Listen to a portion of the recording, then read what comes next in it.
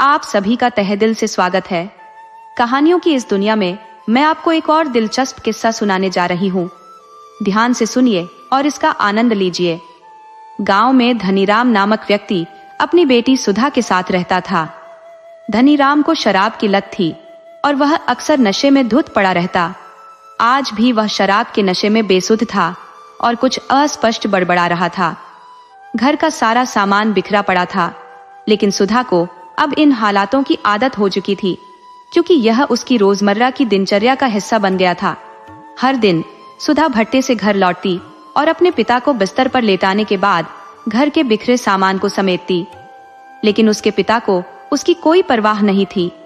धनीराम खुद कोई काम नहीं करता था और सुधा जो कुछ भी कमा कर लाती उसे छीन लेता और शराब व जुए में उड़ा देता। जब सुधा केवल 12 साल की थी, तब उसकी माँ किसी अन्य व्यक्ति के साथ भाग गई थी। तभी से धनीराम ने सब काम छोड़ दिया और गलत संगत में पड़ गया। शराब और जुए की लत में धनीराम बुरी तरह फंस गया और सुधा पर घर और पिता दोनों की जिम्मेदारी आ गई। अब सुधा 20 साल की हो चुकी थी और गांव के मुखिया के ईंट भट्टे में 5 रुपये रोजाना का काम करती थी। सुधा स्वभाव से बहुत सरल थी और अगर कभी पैसे न मिलने पर धनीराम उससे मारपीट भी करता था, तो भी वह चुपचाप सब सह लेती थी। पिता की नशेबाजी और अपनी लाचार स्थिति के लिए सुधा को गांव वालों के ताने भी सुनने पड़ते थे। फिर भी वह कभी किसी का विरोध नहीं करती थी और न ही किसी से कोई सहायता मांगती थी। कई रातें वह भूखी सो जाती थी, लेकिन फिर भी वह अपनी जिंदगी को जैसे तैसे जीने की कोशिश करती थी। इस दुख भरे जीवन में सुधा को एकमात्र खुशी का सहारा था मुखिया जी का बेटा सूरज। सूरज और सुधा दोनों एक दूसरे से बहुत प्यार करते थे, लेकिन सुधा को हमेशा इस बात का डर लगा रहता था कि गांव में उनके रिश्ते को स्वीकार नहीं किया जाएगा। सूरज के परिवार वाले यह कभी मंजूर नहीं करेंगे कि सूरज सुधा से प्यार करता है। आखिरकार सुधा बहुत गरीब थी और उसके पिता की नशेबाजी के कारण उसका जीवन बहुत कठिनाई भरा था। सूरज और सुधा अक्सर चोरी छुपे मिला करते थे और सूरज हमेशा उससे कहता था कि गांव वाले चाहे उनके रिश्ते को मंजूरी दें या न दें, वह शहर जाकर नौकरी करने के बाद सुधा से शादी कर लेगा और उसे शहर में ले जाएगा। सूरज की बातें सुनकर सुधा अपना सारा डर और दुख भूल जाती थी। सूरज 10वीं तक पढ़ा लिखा था और मुखिया जी की पहचान के कारण उसे शहर में एक अच्छी नौकरी मिल गई थी।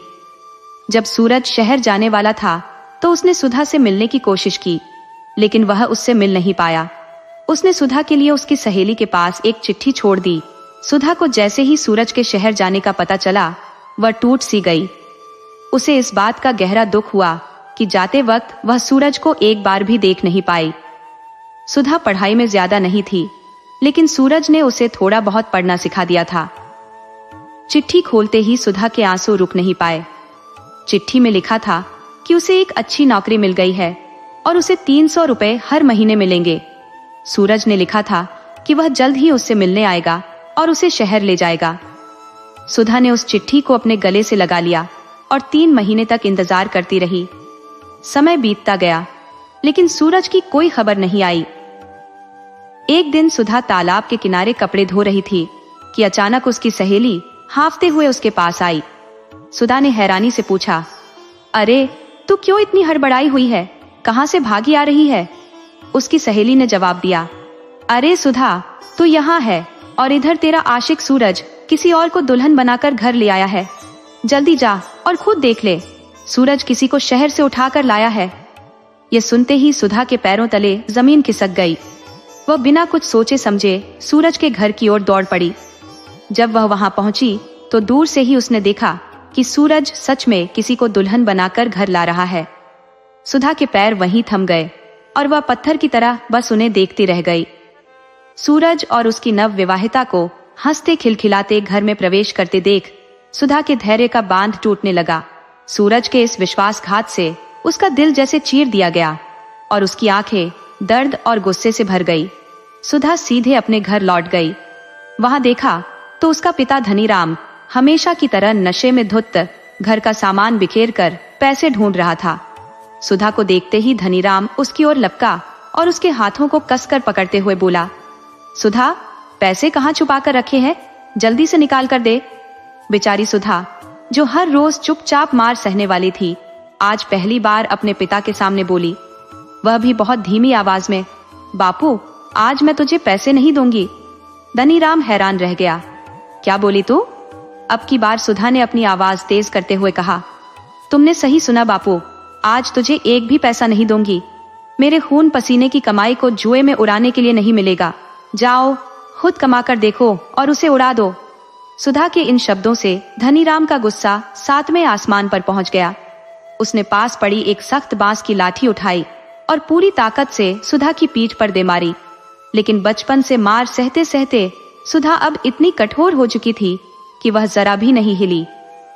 धनीराम ने 2-4 बार और मारा, लेकिन जब वह फिर से मारने के लिए उठा तो सुधा ने पास में रखा एक बर्तन उठाकर धनीराम के चेहरे पर दे मारा। धनीराम की नाक से खून बहने लगा और वह लाठी छोड़कर सुधा की आंखों में देखने लगा। सुधा की लाल आंखों में आज मानो सैकड़ों चिंगारियां जल रही थी। धनीराम चुपचाप वहां से चला गया। कहां गया कोई नहीं जानता। दिन बीते, हफ्ते बीते, लेकिन वह वापस नहीं लौटा। सुधा ने उसे ढूंढने की बहुत कोशिश की, लेकिन कोई सुराग नहीं मिला। धीरे धीरे 2 महीने बीत गए। धनीराम तो वापस नहीं आया, लेकिन जिन लोगों से उसने जुए में पैसा हारा था, उन्होंने मुखिया के कहने पर सुधा के घर और जमीन पर कब्जा कर लिया। सुधा बहुत रोई, गिड़गिड़ाई, लेकिन मुखिया ने उसकी कोई मदद नहीं की। गांव के आखिरी छोर पर सुधा की मां की छोड़ी हुई एक छोटी सी जमीन थी। सुधा ने वहीं बांस और कपड़ों से एक छोटी सी झोपड़ी बनाकर रहना शुरू कर दिया। उसने मुखिया के ईंट भट्टे में काम करना भी छोड़ दिया और मिट्टी के बर्तन और खिलौने बेचकर अपना गुजारा करने लगी। उधर सूरज अपनी पत्नी माला के साथ विवाह के बाद अपने जीवन में बहुत खुश था। वह हफ्ते में 4 दिन शहर में रहता और बाकी 3 दिन माला के साथ घर पर बिताता। सुधा कभी उसके सामने नहीं आई और न ही सूरज ने कभी उससे मिलने की कोशिश की। सुधा बस दूर से ही दोनों को देखा करती थी, लेकिन थी तो वह एक इंसान ही। नए रंग बिरंगे कपड़ों और गहनों से सजी माला को देखकर, उसकी मांग में भरा सिंदूर देखकर सुधा के मन में माला से जलन होने लगी थी। जब भी सूरज घर पर रहता, हर रात सुधा उसके घर के पास जाती और उनके कमरे से आने वाली आवाजों को सुनती और अपने और सूरज के साथ बिताए पलों को याद करती। रात के अंधेरे में वह घर के पास जाकर कुछ देर रुकती, फिर वापस चली जाती। किसी को कभी कुछ पता नहीं चला, लेकिन एक दिन डॉक्टर जगदीश दास की नजर सुधा की इन हरकतों पर पड़ गई। जगदीश दास गांव का एकमात्र डॉक्टर था, जो शहर का होने के बावजूद गांव वालों की मदद के लिए यहां आकर ठहरा हुआ था। पिछले कुछ महीनों से वह अपनी मोटरसाइकिल से गांव में घूम घूम कर इलाज कर रहा था। उसने कई बार देखा था कि देर रात सुधा मुखिया के घर के पास आती और कुछ देर रुककर चली जाती। एक दिन सुधा खिलौनों की टोकरी लिए उन्हें बेच रही थी। तभी डॉक्टर जगदीश ने पीछे से आवाज लगाई, अरे ओ खिलौने वाली। सुधा ने पीछे मुड़कर देखा तो जगदीश की ओर बढ़ी और बोली, खिलौने लोगे डॉक्टर बाबू? बहुत अच्छे पके हुए और मजबूत हैं। आपके बच्चों को बहुत पसंद आएंगे। जगदीश ठहाका लगाकर हंसने लगा और बोला, बच्चे? अरे मेरी तो अभी तक शादी भी नहीं हुई और तुम बच्चों की बात कर रही हो। सुधा ने कहा, तो फिर डॉक्टर बाबू आपने आवाज क्यों लगाई? जगदीश ने हंसते हुए कहा, अरे कुछ नहीं, बस यूं ही। अच्छा ये बताओ, ऐसे खिलौने और बर्तन बेचकर कितना कमा लेती हो? सुधा ने उत्तर दिया, दिन के यही कोई 2-3 रुपए तो हो ही जाते हैं। डॉक्टर साहब ने फिर हंसते हुए कहा, अरे बस इतना ही? इतना तो सिर्फ दाल और आटा खरीदने में ही लग जाता होगा, और कुछ बचता भी होगा? सुधा को कुछ समझ नहीं आया। उसने कहा, हाँ बना लेती हूँ, लेकिन क्यों? डॉक्टर बाबू ने उत्तर दिया, खाना बनाने का काम करोगी? दिन के पूरे 8 रुपए मिलेंगे। सुधा अब भी डॉक्टर की बातों को लेकर सोच में पड़ी थी। जगदीश ने मुस्कुराते हुए कहा, अरे डर मत, मेरी बात नहीं कर रहा हूँ, मेरे दोस्त के घर का काम बता रहा हूँ। तुम मुखिया के घर काम करोगी? सुधा ने थोड़ा चौंकते हुए पूछा, मुखिया जी आपके दोस्त है?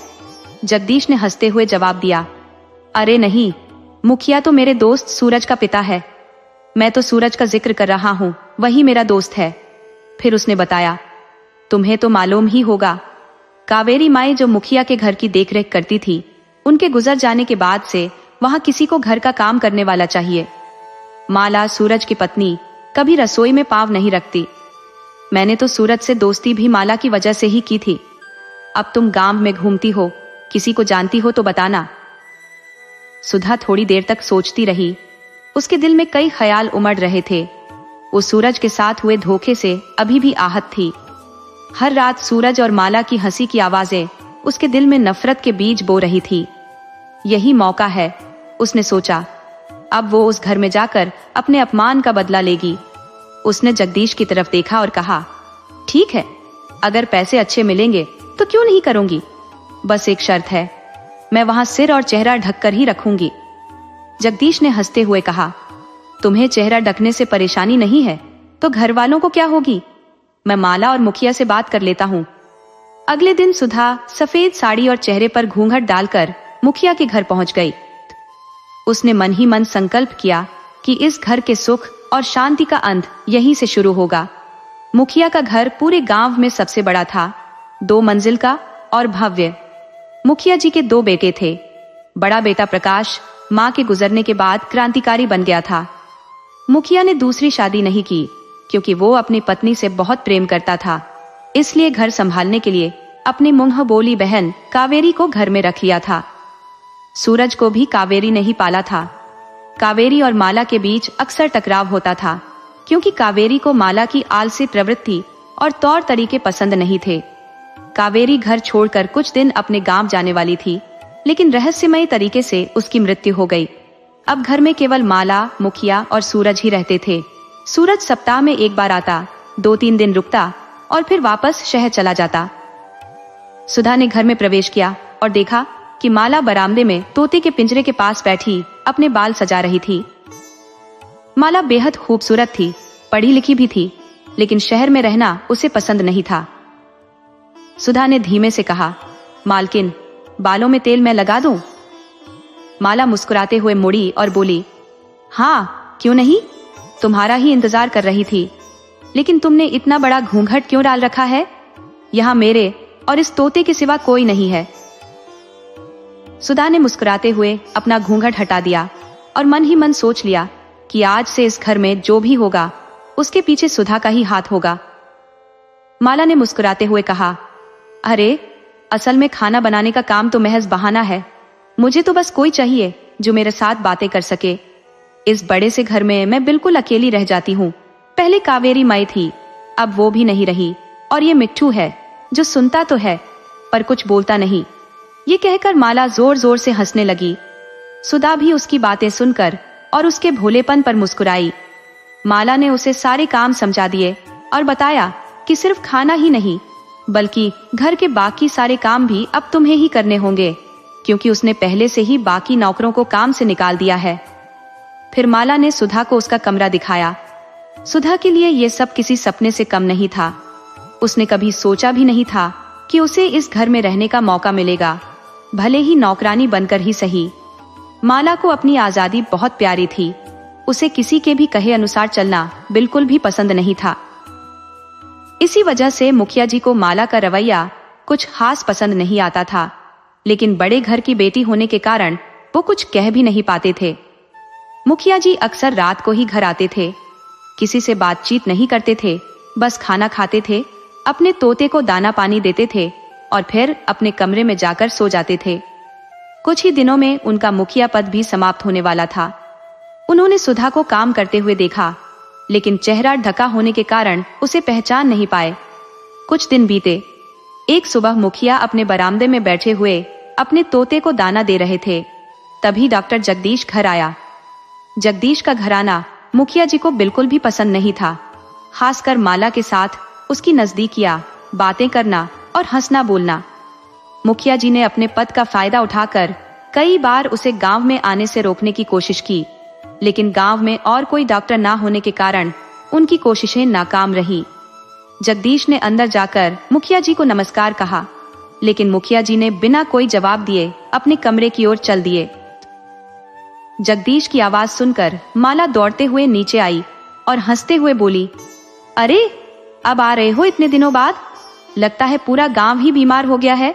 जगदीश ने मुस्कुराते हुए जवाब दिया, अरे नहीं, मुझे लगा कि अब तुम्हें नई सहेली मिल गई है तो मेरी याद कहाँ आएगी। माला ने भी हंसते हुए कहा, हाँ ये तो सही कहा तुमने। जैसे काम वाली मुझे चाहिए थी तुमने बिल्कुल वैसे ही ढूंढी है। अब मुझे कुछ भी नहीं करना पड़ता और मेरी बातें सुनकर वो भी परेशान नहीं होती। जगदीश बोला, फिर तो तुम्हें कुछ दिन और सिर्फ उसी से बात करके अपना दिल बहलाना होगा। माला ने पूछा, क्या मतलब है तुम्हारा? मैं कुछ समझ ही नहीं। जगदीश ने कहा, दरअसल माला, मैं सूरज का संदेशा लेकर आया था। वो काम में बहुत व्यस्त होने के कारण अगले 2 हफ्ते तक घर नहीं आ पाएगा। ये सुनकर माला का चेहरा उतर गया। फिर जगदीश ने उसकी पीठ पर हाथ रखते हुए कहा, अरे तुम उदास क्यों हो गई? सूरज ने यह भी कहा है कि इस बार वह एक लंबी छुट्टी लेकर घर आएगा।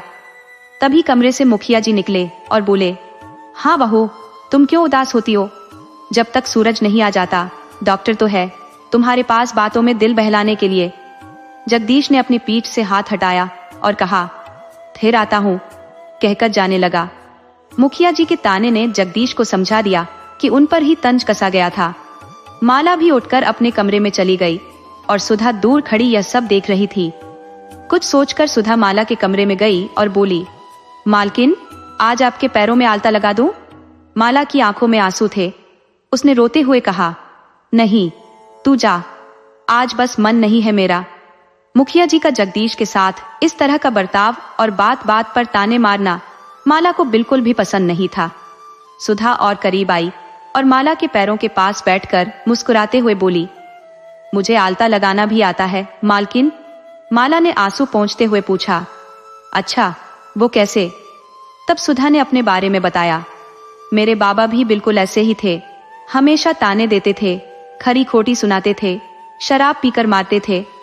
फिर एक दिन, माला ने पूछा, फिर एक दिन क्या हुआ? सुधा ने कहा, फिर एक दिन हर रोज की तरह वो मुझे लाठी से मार रहे थे। मैं बहुत देर तक सहती रही लेकिन वो रुकने का नाम नहीं ले रहे थे। तभी मैंने एक बर्तन उठाकर उनके चेहरे पर दे मारा। खून बहने लगा, लेकिन उसके बाद उन्होंने कभी मुझे खरी खोटी नहीं सुनाई, कभी हाथ नहीं उठाया। इतने दिन माला के साथ रहकर सुधा यह अच्छी तरह जान चुकी थी कि गुस्से में माला खुद पर काबू खो बैठती है। और वही हुआ जब सुधा ने कहा, जब तक हम चुप रहकर सहते हैं सब हमें दबाते हैं। जिस दिन हम विरोध करना शुरू कर देते हैं सब चुप हो जाते हैं। माला को यह बात दिल पर छू गई। उसने एक पैर में आलता लगाया और फिर झट से उठी और तेज कदमों से चलते हुए सीढ़ियां उतरकर ससुर जी के सामने जा खड़ी हुई। उसने कहा, पिताजी, आप शायद भूल रहे हैं कि आपका मुखिया पद अब बहुत जल्द खत्म होने वाला है। मुखिया जी गुस्से में चिल्ला उठे, ये क्या तरीका है बहू बात करने का? माला अब और भी जोर से बोली, क्या समझते हो आप खुद को चौधरियों की बेटियों में? मैं हर बार चुप नहीं रहूंगी। आपने पहले भी जगदीश को बहुत कुछ कहा है और आपकी बहन कावेरी ने सूरज जी के कान भरने की कोशिश की, लेकिन अब बहुत हुआ। इस तरह ससुर और बहू में काफी देर तक झगड़ा और बहस होती रही। सुधा दूर से ये सब देख रही थी। उसकी आंखों में आंसू थे, लेकिन उसके दिल को एक अजीब सुकून भी मिल रहा था, क्योंकि उसने अपने बदले की शुरुआत कर दी थी। कुछ दिनों में घर का माहौल थोड़ा शांत होने लगा। इस बीच जगदीश 2-3 बार घर आया। माला और जगदीश दोनों ने कमरे में बैठकर बातें की, लेकिन मुखिया जी ने यह सब देखकर भी कुछ नहीं कहा। फिर एक दिन सुबह से ही मुखिया का तोता कहीं गायब हो गया। घर और बाहर हर जगह ढूंढने के बावजूद वह नहीं मिला। इस खोज में मुखिया ने पूरा दिन बिना कुछ खाए बिता दिया। शाम को पिंजरे के पास बैठे तोते को याद करते हुए मुखिया की आंखों से आंसू बहने लगे। वह बार बार बुदबुदाते रहे। पहले प्रकाश की माँ चली गई, फिर प्रकाश चला गया, फिर कावेरी बहन चली गई। मेरा बेटा सूरज अपनी जुबान काटी पत्नी को छोड़कर शहर चला गया। अब तू भी चला गया। सुधा धीमे कदमों से पास आकर बोली, मुखिया जी रोइए मत, जाना तो सबको एक दिन होता ही है। खाना लगाती हूँ, आप खा लीजिए, वरना आप बीमार हो जाएंगे। आज माला मालकिन ने खाना बनाया है, चौधरी की बेटी को खाना भी बनाना आता है। मुखिया जी ने ताना कसते हुए खाने की थाली ली, लेकिन उनका ध्यान आज खाने पर नहीं था। फिर भी दांतों में कुछ खटका। उन्होंने एक झटके से थाली फर्श पर फेंक दी और चिल्लाए, अरे बहू, तूने क्या कर दिया? तूने मुझे मांस खिला दिया। माला भी कमरे से बाहर आ गई और देखा कि फर्श पर चावल और सब्जी के साथ पके हुए मांस के टुकड़े बिखरे पड़े हैं। मुखिया की आंखें गुस्से से उबल रही थी और उनका गुस्सा उस समय और भी बढ़ गया जब उन्होंने देखा कि मांस के टुकड़े में उनके प्यारे तोते का सिर है। ये देखकर मुखिया का दिल बैठ गया और वह कुछ कहे बिना घर से बाहर चले गए। सुधा और माला दोनों ही एक दूसरे की ओर देखते खड़ी रह गई। मुखिया के जाने के बाद सुधा ने अपना घूंघट उठाते हुए कहा, यह ठीक नहीं हुआ मालकिन, आपको ऐसा नहीं करना चाहिए था। माला हैरानी से बोली, मैंने? सुधा ने कहा, आपने ही तो कहा था कि तोते को आजाद कर दो। माला हैरान रह गई और सिर हिलाते हुए अपने कमरे में चली गई। दरअसल एक दिन माला ने बात बात में सुधा को बताया था कि गुस्से में आकर वह कुछ भी कर देती है और उसके बाद उसे कुछ याद नहीं रहता। इस घटना के 2 दिन तक मुखिया घर नहीं आया और गांव के किसी दोस्त के घर रहा। तीसरे दिन सूरज शहर से लौटा और तभी मुखिया भी घर आया। सूरज ने माला से सब बातें सुन ली और जब उसने सुना कि उसकी गैर मौजूदगी में उसके बाबा माला के साथ कैसा बर्ताव करते थे, तो उसने भी मुखिया को काफी कुछ सुनाया। मुखिया का पद अब कुछ ही दिनों के लिए था। उन्होंने पहले ही सारी जमीन, घर और ईंट भट्टा सूरज के नाम कर दिया था। अपने ही घर में अब उन्हें प्यार और सम्मान नहीं मिल रहा था, इसलिए उन्होंने बनारस जाकर अपना बाकी जीवन बिताने का फैसला किया। सूरज ने भी उन्हें जाने से नहीं रोका। इन चंद महीनों में सूरज काफी बदल चुका था और माला अब पूरी तरह आजाद थी। सूरज और माला दोनों हमेशा कमरे में ही रहते, सिर्फ खाना खाने के लिए बाहर आते थे। घर के सारे काम अब सुधा ही किया करती थी। सूरज को माला के साथ देखकर सुधा को अपने पुराने दिन याद आते थे और उसके दिल की आग और भी भड़क उठती थी। लेकिन सूरज अब सुधा को पूरी तरह भूल चुका था। उसने माला से कभी काम वाली के बारे में कुछ नहीं पूछा और न ही कभी सुधा से बात करने की कोशिश की। उसका सारा ध्यान सिर्फ माला पर ही रहता था, जिससे सुधा को सूरज से और भी ज्यादा नफरत होने लगी। एक दिन माला ने कहा, सुधा, तुम आज अपने घर हुआओ, कल सुबह ही वापस आना, तुम्हारे मालिक। इतना कहकर वह हंसने लगी। सुधा ने ईर्ष्या से दोनों मुट्ठियां बंद कर ली और कहा, ठीक है मालकिन, और चली गई। सुधा चली तो गई, लेकिन पूरा दिन बस सूरज और माला के बारे में सोचती रही। न जाने सूरज बाबू माला को कैसे छू रहे होंगे, कैसे उसके बालों में उंगलियां फेर रहे होंगे।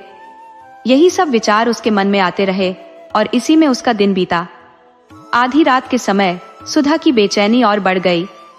वह खुद को रोक नहीं पाई और पहले की तरह अंधेरे में मकान के पास चली गई, जो कि सूरज और माला के कमरे के पीछे था। वहां पेड़ के पास जाकर खड़ी हो गई और कमरे से आती आवाजें सुनने लगी। कमरे से आती माला की आवाजें उसके दिल को और छलनी कर रही थी। वह ज्यादा देर वहां नहीं रुकी और वापस अपने कमरे में आ गई।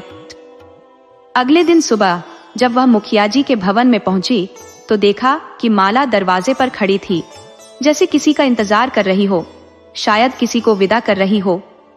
सुधा के आते ही माला ने कहा, अरे इतनी देर से क्यों आई? मैं कब से तेरा इंतजार कर रही थी। चल, अब आ गई है तो जल्दी से खाना बना दे, बहुत भूख लगी है। मैं सोच रही थी कुछ खुद ही बना लूं, लेकिन आज इतनी थक गई हूं कि कुछ नहीं किया।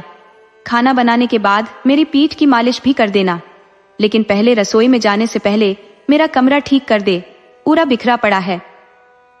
सुधा ने ज्यादा कुछ न कहकर सिर्फ सिर हिलाया और माला के कमरे की तरफ चली गई।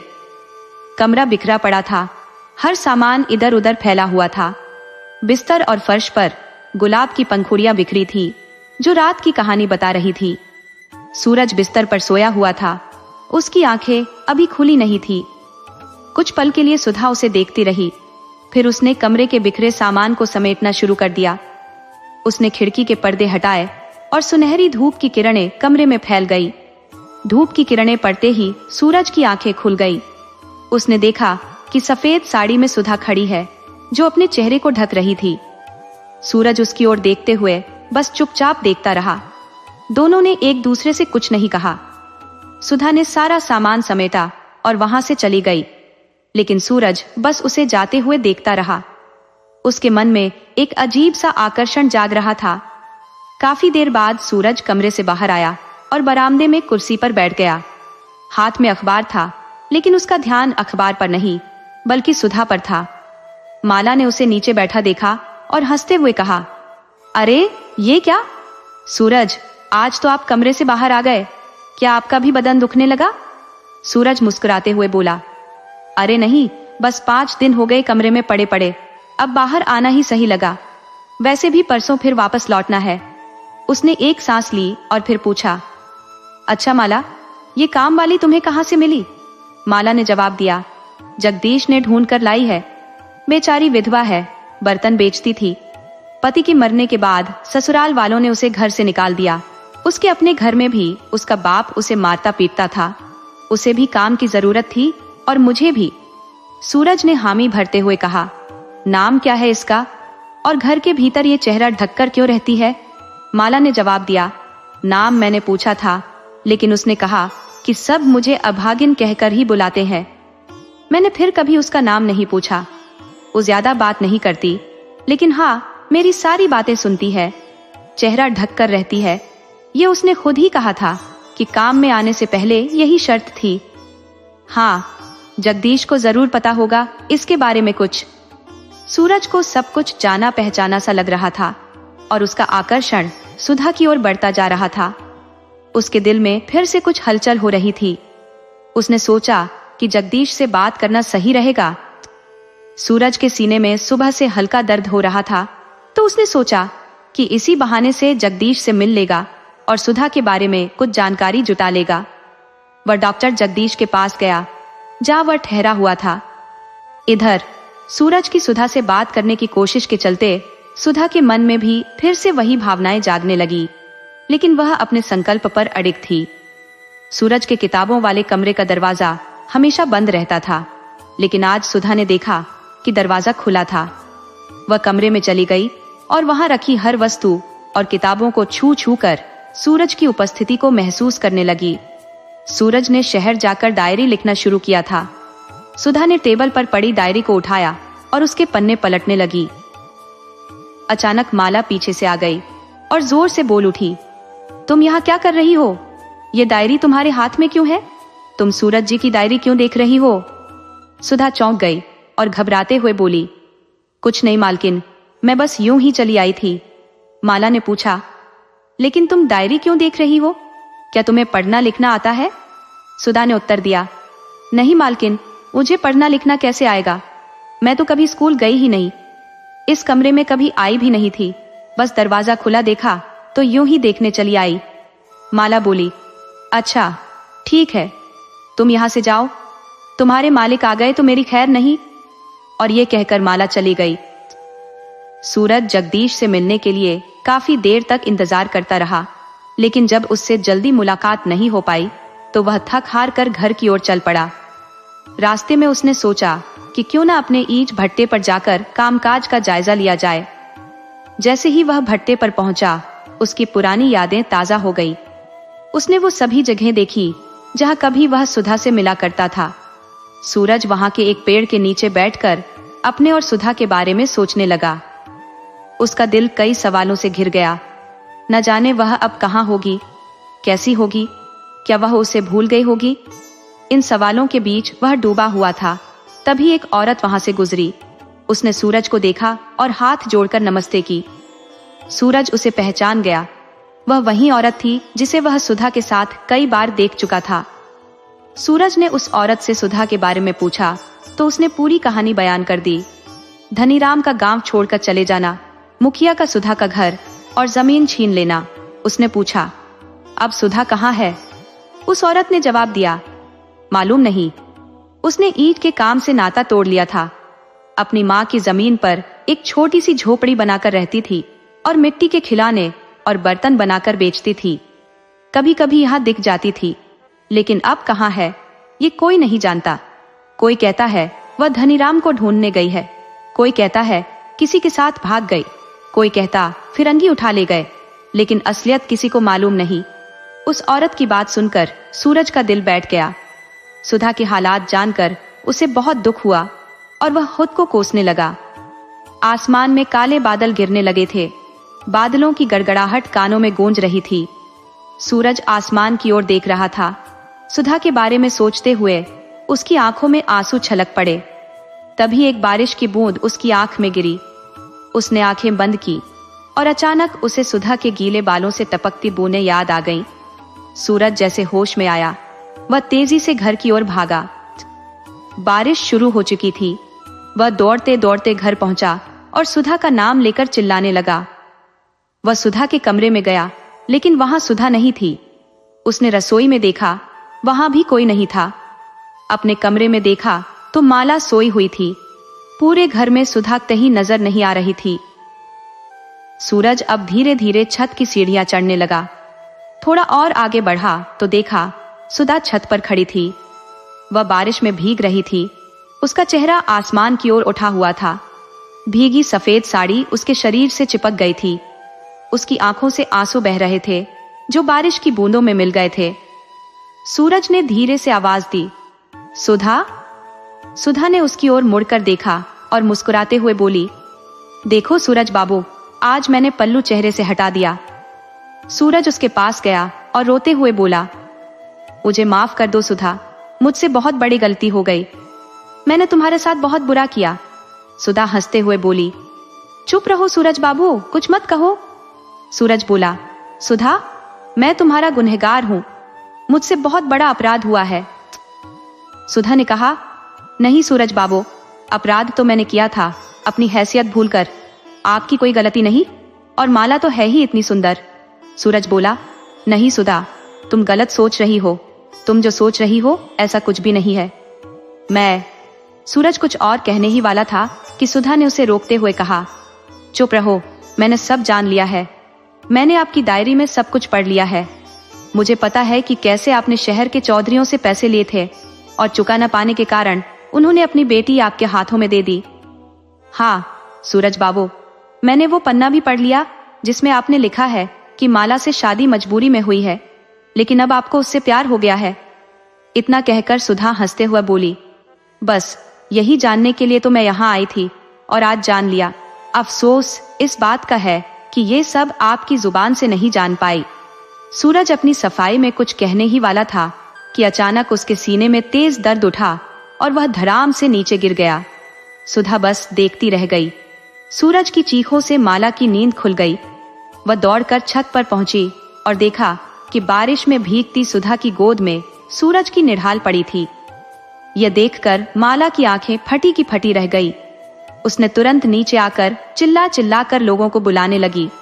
मुखिया की बहू माला जब जोर जोर से चीखते हुए घर के बाहर आई और मार डाला उसने, मेरे पति को मार डाला, चिल्लाने लगी तो आसपास के लोग दौड़कर वहां आ गए।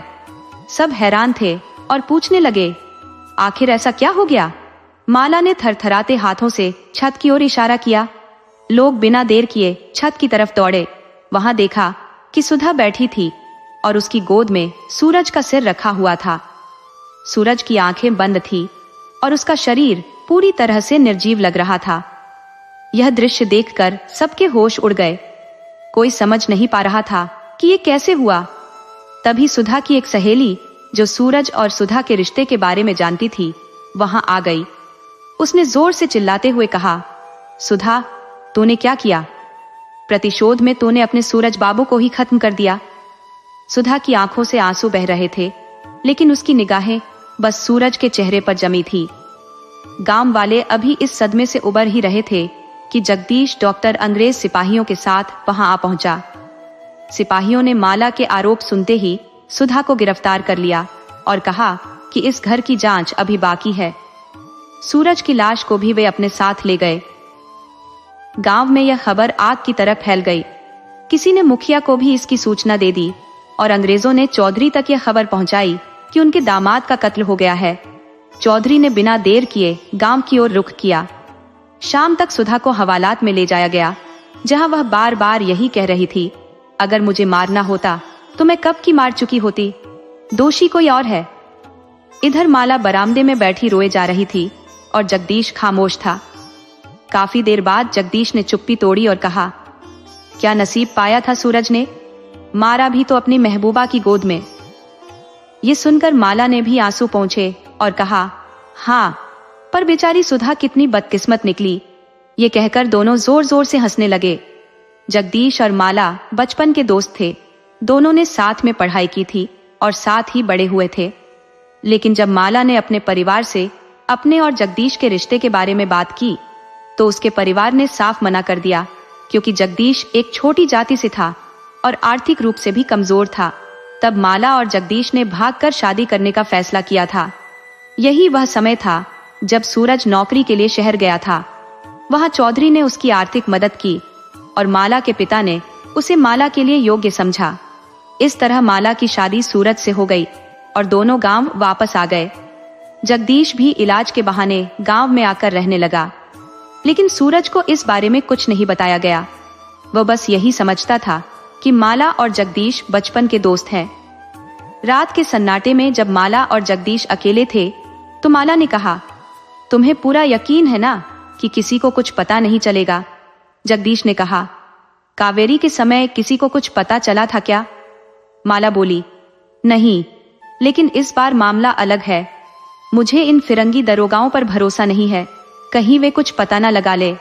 जगदीश ने उसे आश्वासन दिया, सब कुछ मैंने संभाल लिया है, किसी को कुछ नहीं पता चलेगा। सबको यही लगेगा कि सुधा ने बदला लेने के लिए सूरज को मारा है। माला को थोड़ी राहत मिली, लेकिन उसकी बेचैनी कम नहीं हुई। वह फिर बोली, अगर सवाल उठा कि सुधा के पास वह अंग्रेजी जहर कहां से आया तो क्या होगा? जगदीश ने उसे शांत करते हुए कहा, वह सब मुझ पर छोड़ दो। मेरे जान पहचान का वकील है, वह सब संभाल लेगा। और मुखिया भी यही कहेगा कि सुधा के आने से ही घर में फूट पड़ी थी। दोनों फिर जोर जोर से हंसने लगे। हंसते हंसते अचानक माला की सांसें फूलने लगी, उसका चेहरा पीला पड़ने लगा और वह छटपटाने लगी। जगदीश घबरा गया और माला की हालत देखकर उसके हाथ पांव कांपने लगे। उसने माला को संभालने की कोशिश की, लेकिन सब बेकार साबित हुआ। रात का समय था, घर में कोई और नहीं था। जगदीश ने गांव वालों को बुलाने का सोचा, लेकिन तब तक बहुत देर हो चुकी थी। सुबह की पहली किरण के साथ माला के पिता घर पहुंचे और देखा कि घर में भीड़ लगी है। गांव वाले चौधरी के घर के सामने खड़े होकर तमाशा देख रहे थे। बरामदे में माला की निसंदेह मृत देह पड़ी हुई थी और उसके पास जगदीश सिर पर हाथ रखे निराश होकर बैठा था। चौधरी को यह ज्ञात नहीं था कि जगदीश, जो कभी शहरी जीवन में व्यस्त था, अब इस गांव में आकर बस गया है। अपनी बेटी के निष्प्राण शरीर को देखकर और जगदीश को उसके पास बैठा देखकर चौधरी का खून खौल उठा। उन्होंने जगदीश का कुर्ता पकड़कर उसे घसीटा और थप्पड़ों की बौछार कर दी। चौधरी के साथ आए अन्य लोगों ने भी जगदीश पर हमला कर दिया, उसे मार मार कर लहूलुहान कर दिया। गांव वाले भी उन्हें रोकने में असफल रहे। इतने में 7-8 सिपाही वहां आ पहुंचे। उन्होंने सबसे पहले जगदीश को छुड़ाया और गांव वालों को घर से बाहर कर दिया। एक ही दिन में मुखिया के घर में 2 मौतों की खबर गांव में जंगल की आग की तरह फैल गई थी। पूरा गांव उस घर के सामने इकट्ठा हो गया था। सिपाहियों में एक भारतीय सिपाही भी था। उसने माला की मौत पर सवाल किया तो चौधरी ने जगदीश की ओर इशारा करते हुए कहा, इसने मारा है, इस जगदीश ने ही मेरी बेटी और दामाद को मारा है। ये सुनते ही जगदीश की आंखें फटी रह गई, लेकिन वह कुछ कह नहीं सका। उसकी हालत ऐसी नहीं थी कि वह कुछ बोल सके। चौधरी ने आगे कहा, ये मेरी दौलत के पीछे पड़ा था, इसलिए मेरी बेटी से शादी करना चाहता था। लेकिन जब उसकी शादी इस गांव में मुखिया के बेटे से हुई तो यह इलाज के बहाने यहाँ आकर रहने लगा और बदला लेने के लिए मेरी बेटी और दामाद दोनों को मार डाला। जगदीश सिर हिलाकर नहीं कहने की कोशिश करता रहा, लेकिन उसकी आवाज निकल नहीं पाई। चौधरी ने सिपाहियों से कहा, इसे गिरफ्तार करो वरना मेरे आदमियों के हवाले कर दो। चौधरी की बात मानते हुए और हालात को देखते हुए सिपाहियों ने जगदीश के हाथ रस्सी से बांध दिए और फिर पूरे घर की तलाशी लेने लगे। बड़ी मशक्कत के बाद उन्होंने सूरज के कमरे का दरवाजा तोड़कर वहां जांच की। वहां सूरज की एक डायरी मिली। भारतीय सिपाही ने डायरी के पन्ने पलटे और आखिरी पन्ने पर लिखा पाया, मैं माला से बहुत प्यार करता हूँ, इसलिए जगदीश और माला के अवैध संबंधों को जानकर भी कुछ नहीं कहता। मुझे जगदीश से डर लगता है। मुझे शक है कि उसी ने मेरी बुआ कावेरी को मरवाया होगा, ताकि जब मैं शहर में रहा हूँ तब वो माला से मिल सके। अब मुझे डर लग रहा है कि वह मुझे भी मार डालेगा। इस डायरी के आधार पर और चौधरी के इल्जाम के चलते सिपाहियों ने जगदीश को गिरफ्तार कर लिया। गांव में यह बात फैल गई कि डॉक्टर जगदीश ने बदला लेने के लिए सूरज और माला को मार डाला। हवालात में जाते हुए जगदीश को सुधा की आवाज सुनाई दी। धन्यवाद डॉक्टर बाबू, आपने मेरे छलनी हृदय का इलाज कर दिया। जगदीश पीछे मुड़कर देखना चाहता था, लेकिन सुधा मुस्कुराते हुए वहां से चली गई। अब जगदीश के पास कुछ कहने सुनने को नहीं बचा था। सुधा सीधी श्मशान घाट पर गई और दूर खड़े होकर मुखिया को अपने बेटे और बहू की चिता को अग्नि देते हुए देखती रही। सुधा के मन में बचपन से लेकर सूरज के साथ बिताए सभी पल ताजा हो गए। वह सोचने लगी कि कैसे वह सूरज के झूठे वादों का शिकार हुई, कैसे उसने उसे भुलाकर दूसरी पत्नी को लाया, कैसे माला की झूठी दोस्ती ने उसे धोखा दिया, और आखिर में कैसे प्रतिशोध की आग में अंधी होकर उसने अपने सूरज बाबू को मरते हुए देखा, लेकिन कुछ नहीं कर पाई। सुधा का प्रतिशोध तो पूरा हो गया था, लेकिन उसके हृदय की पीड़ा खत्म नहीं हुई थी। वह पछताने लगी कि अगर वह चाहती तो सूरज को बचा सकती थी, लेकिन बदले की आग ने उसे ऐसा नहीं करने दिया।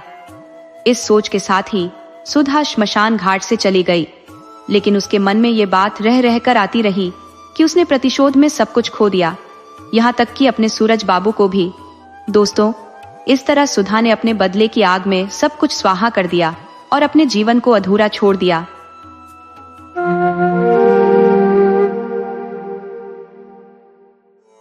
बहुत समय पहले की बात है। एक छोटा सा गांव था, बहुत बड़ा नहीं था, और वहीं पर एक वैद्य जी रहते थे। उनका मकान थोड़ा पुराना था और अब खस्ताहाल हो चला था। वैद्य जी अपने परिवार संग उस मकान के पिछले हिस्से में रहते थे, जबकि मकान के अगले हिस्से में एक छोटा सा कमरा था जहां उन्होंने अपना दवाखाना स्थापित कर रखा था। उनकी पत्नी का नियम था कि दिन का जो भी घरेलू खर्च होता या जो भी आवश्यक सामान मंगवाना होता, वह उसे एक पर्ची पर लिखकर वैद्य जी की गद्दी पर रख देती थी। वैद्य जी रोज सुबह सबसे पहले गद्दी पर बैठते, ईश्वर का नाम लेते और फिर पत्नी की लिखी पर्ची पढ़ते। उनकी जरूरतें देखकर वे हिसाब लगाते और प्रार्थना करते, हे भगवान, मैं तेरी सेवा के लिए ही यहाँ दुनियादारी में बैठा हूँ। वैद्य जी कभी किसी रोगी से अपनी मर्जी से फीस नहीं मांगते थे। उनके लिए हर रोगी का उपचार एक सेवा थी। रोगी जो भी दे देता वह स्वीकार कर लेते, और यदि कोई नहीं दे पाता तो उसे मुफ्त में दवा दे देते थे। उन्होंने फीस को कभी अनिवार्य नहीं बनाया था।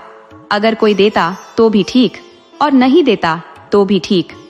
उनका नियम था कि जैसे ही उनकी पत्नी द्वारा लिखे गए सामान के लिए पैसे पूरे हो जाते, उसके बाद वे किसी भी रोगी से पैसे नहीं लेते थे, चाहे सामने वाला कितना भी धनी क्यों ना हो। एक दिन वैद्य जी ने अपने दवाखाने का दरवाजा खोला, गद्दी पर बैठे परमात्मा को याद किया और फिर दिन के खर्च का हिसाब लगाने लगे। जिस पर्ची को वैद्य जी की पत्नी ने रख छोड़ा था, उन्होंने उसे पढ़ना शुरू किया। पर्ची के शब्दों पर उनकी निगाहें ठिठक गईं। मन के किसी कोने में हल्की खलल सी हुई और एक पल को उनकी आंखों के आगे झिलमिलाते तारे नजर आए, मगर शीघ्र ही उन्होंने खुद को संभाल लिया और परमात्मा को स्मरण करके अपने भावों पर काबू पा लिया। पर्ची पर दाल, आटा और चावल के अलावा उनकी पत्नी ने लिखा था कि बेटी का विवाह 10 तारीख को है, उसके लिए दहेज का सामान लाना है। वैद्य जी कुछ पल इस पर विचार मग्न रहे, फिर उन्होंने बाकी की जरूरतों का हिसाब जोड़ते हुए दहेज के सामान के आगे लिख दिया, परमात्मा जाने वही सब संभालेंगे। उस दिन कुछ रोगियों का आना हुआ। वैद्य जी ने उन्हें दवाएं दी, लेकिन मन कहीं भीतर बेटी की शादी की चिंता में उलझा हुआ था। कैसे कर पाएंगे इस शादी की तैयारी? उनके पास तो एक फूटी कौड़ी भी नहीं थी। फिर भी उन्होंने यह विचार छोड़कर स्वयं को रोगियों के उपचार में पुनः मग्न कर लिया। उन्हें विश्वास था कि सब कुछ परमात्मा के हाथ में है, और वे चिंताओं को छोड़कर अपने काम में जुट गए। जैसे ही वे दवाएं बांट रहे थे, अचानक उनके दवाखाने के सामने एक बड़ी सी गाड़ी आकर ठहरी। गाड़ी से एक धनाढ्य व्यक्ति उतरा, लेकिन वैद्य जी ने खास ध्यान नहीं दिया, क्योंकि ऐसे लोग आते रहते थे। पहले आए 2 रोगी दवाई लेकर चले गए, और फिर वह सज्जन सूट बूट में सजा बेंच पर आकर बैठा और उन्हें नमस्कार किया। वैद्य जी ने सहजता से कहा, अगर आपको स्वयं के लिए दवा लेनी है तो इस टेबल पर आ जाइए, मैं आपकी नाड़ी देख लूंगा। यदि किसी अन्य के लिए दवा चाहिए तो बीमारी का विवरण दे दीजिए। वह व्यक्ति मुस्कुराया और बोला, वैद्य जी, मुझे पहचान नहीं पाए, पर मेरा नाम गोपाल दास है।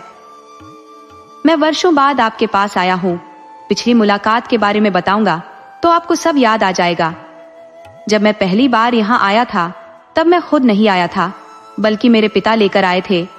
ईश्वर की मर्जी से ही मुझे आपके पास आने का अवसर मिला था। वह ईश्वर की कृपा ही थी कि वह हमारे परिवार को पूर्ण करना चाहते थे। घटना यूं हुई कि मैं अपनी कार से गांव लौट रहा था और ठीक आपके दवाखाने के सामने मेरी कार पंचर हो गई। ड्राइवर टायर ठीक कराने निकल गया था और तेज धूप में मैं वहीं खड़ा था।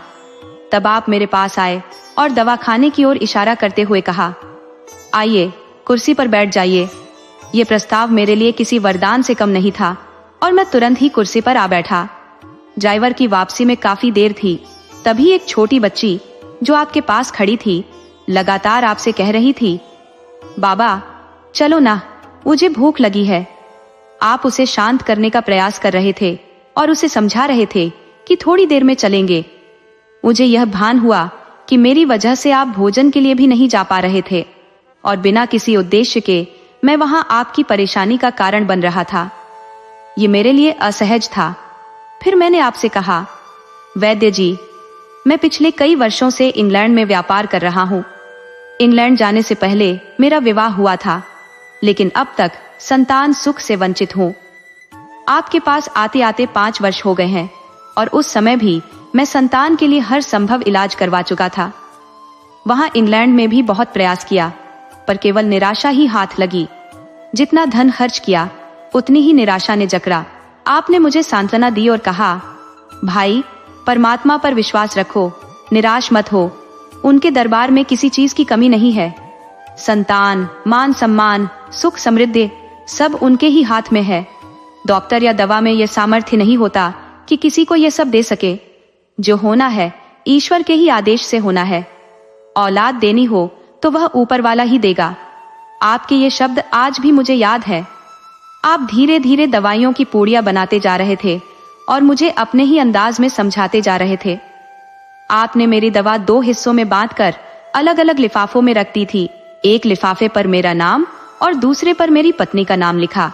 साथ ही उपयोग करने का तरीका भी विस्तार से बताया। उस समय भी मैंने दिल्ली से वह दवा पूरे मन से ली थी, केवल इस भावना से कि आपके लिए कुछ पैसों का आदान प्रदान कर सकूं। जब मैंने दवा की कीमत पूछी तो आपने शांत स्वर में कहा, आज का खाता बंद हो गया है। ये सुनते ही मैं कुछ समझ न सका। फिर भी आपने मेरा नाम लिखकर वह लिफाफा मुझे सौंप दिया। इस बीच वहां एक अन्य व्यक्ति भी आ चुका था जिसने हमारी सारी बातें सुन ली थी। उसने मेरी उलझन को समझते हुए मुझे बताया कि आज का खाता बंद का मतलब यह है कि वैद्य जी ने अपने घरेलू खर्च के लिए जितने भी पैसे भगवान से मांगे थे वह पूरे हो चुके हैं। उन्होंने न तो अधिक धन लिया, न ही अपनी सेवाओं के लिए शुल्क मांगा। ये सुनकर मैं भीतर ही भीतर लज्जित हो गया। सोचने लगा कि मेरे विचार कितने संकीर्ण है, जबकि यह वैद्य अपनी सरलता और दिव्यता में कितने महान है। घर लौटकर जब मैंने अपनी पत्नी को वह दवा दिखाई और सारा किस्सा सुनाया तो उसकी भी यही प्रतिक्रिया थी। ये कोई साधारण इंसान नहीं हो सकते, अवश्य कोई देवता है। उनकी दी हुई दवा हमारे जीवन में भी चमत्कार अवश्य लाएगी। वह पूरे नियम पूर्वक दवा लेने लगी और धीरे धीरे हमारी प्रार्थनाओं का उत्तर मिलने लगा। आज हमारे घर में 2 नन्हे फूल खिले हैं। इतने वर्षों तक व्यापार में व्यस्तता के कारण कभी अवसर नहीं मिला कि मैं स्वयं आकर आपको धन्यवाद दे सकूं। इतने सालों बाद आज जब भारत आया तो अपनी कार सिर्फ इसलिए यहाँ रोकी ताकि आपको बता सकूं कि हमारा पूरा परिवार अब इंग्लैंड में बसा हुआ है और आपकी दी हुई आशीर्वाद स्वरूप दवा ने हमारे जीवन को धन्य कर दिया है। केवल मेरी एक विधवा बहन अपनी पुत्री संग भारत में निवास करती है। मेरी भांजी का विवाह इस माह की 21 तारीख को निर्धारित है और मैं उसके भात की तैयारी के लिए सामग्री खरीदने आया हूँ। परंतु जब भी मैं भांजी के लिए कुछ सामान लेता, अजीब संयोग से आपकी छोटी बिटिया का चेहरा मेरी आंखों के सामने उभर आता। यह अनुभूति ऐसी थी कि मैं हर वस्तु को दोहराकर खरीदता गया। मुझे ज्ञात है कि आप संभवतः यह उपहार स्वीकार नहीं करेंगे, परंतु मेरे मन में यह भावना प्रबल हो रही है कि आपकी पुत्री भी मेरी भांजी के समान ही है और ईश्वर ने मुझे यह अवसर दिया है कि मैं उसकी भी भांत में सहभागिता करूं। वैद्य जी यह सुनकर स्तब्ध हो गए। अपनी सहजता में धीमी आवाज में बोले, गोपाल दास जी, आपके शब्दों का अर्थ मैं समझने में असमर्थ हूं। इस बार यह कैसा ईश्वर का चमत्कार है। तभी उन्होंने अपनी श्रीमती जी द्वारा हाथ से लिखी चिट्ठी मुझे दिखाई। वहां उपस्थित सभी लोग यह दृश्य देख अचंभित रह गए। उसमें लिखा था कि इस माह वैद्य जी को कुछ विशेष वस्तुओं की आवश्यकता है और प्रभु का अदृश्य हाथ इसे पूरा करेगा। कांपती हुई आवाज में वैद्य जी बोले, गोपाल दास जी, इस प्रकार का संयोग कभी नहीं हुआ कि मेरी पत्नी ने किसी आवश्यकता की वस्तु लिखी हो और उस दिन उसकी व्यवस्था न हुई हो। ऐसा प्रतीत होता है मानो प्रभु स्वयं पहले ही जानते थे कि हमें इस दिन क्या चाहिए होगा और आपका आना इस ईश्वरीय योजना का ही एक हिस्सा है। वैद्य जी आगे बोले, प्रभु की लीला कितनी अनोखी है। हमें नहीं पता होता कि वह किस प्रकार हमारी राह को प्रशस्त करता है। मैंने एक व्रत सा लिया है कि प्रतिदिन प्रभु के प्रति आभार व्यक्त करूं, प्रातः काल उसके संरक्षण के लिए और रात को इस बात के लिए कि उसने दिन भर हमें संभाला। कठिनाइयों में भी वही हमारी रक्षा करता है। मित्रों, इसीलिए हमें सदैव उस ईश्वरीय शक्ति को स्मरण में रखना चाहिए। जो भी दुख सुख हो उसे मन में समेटे रखने के बजाय प्रभु से बांटे। लोग केवल सुनकर तिरस्कार करेंगे, परंतु वही प्रभु हमारी समस्याओं का समाधान अवश्य करेंगे। कहो राधे राधे।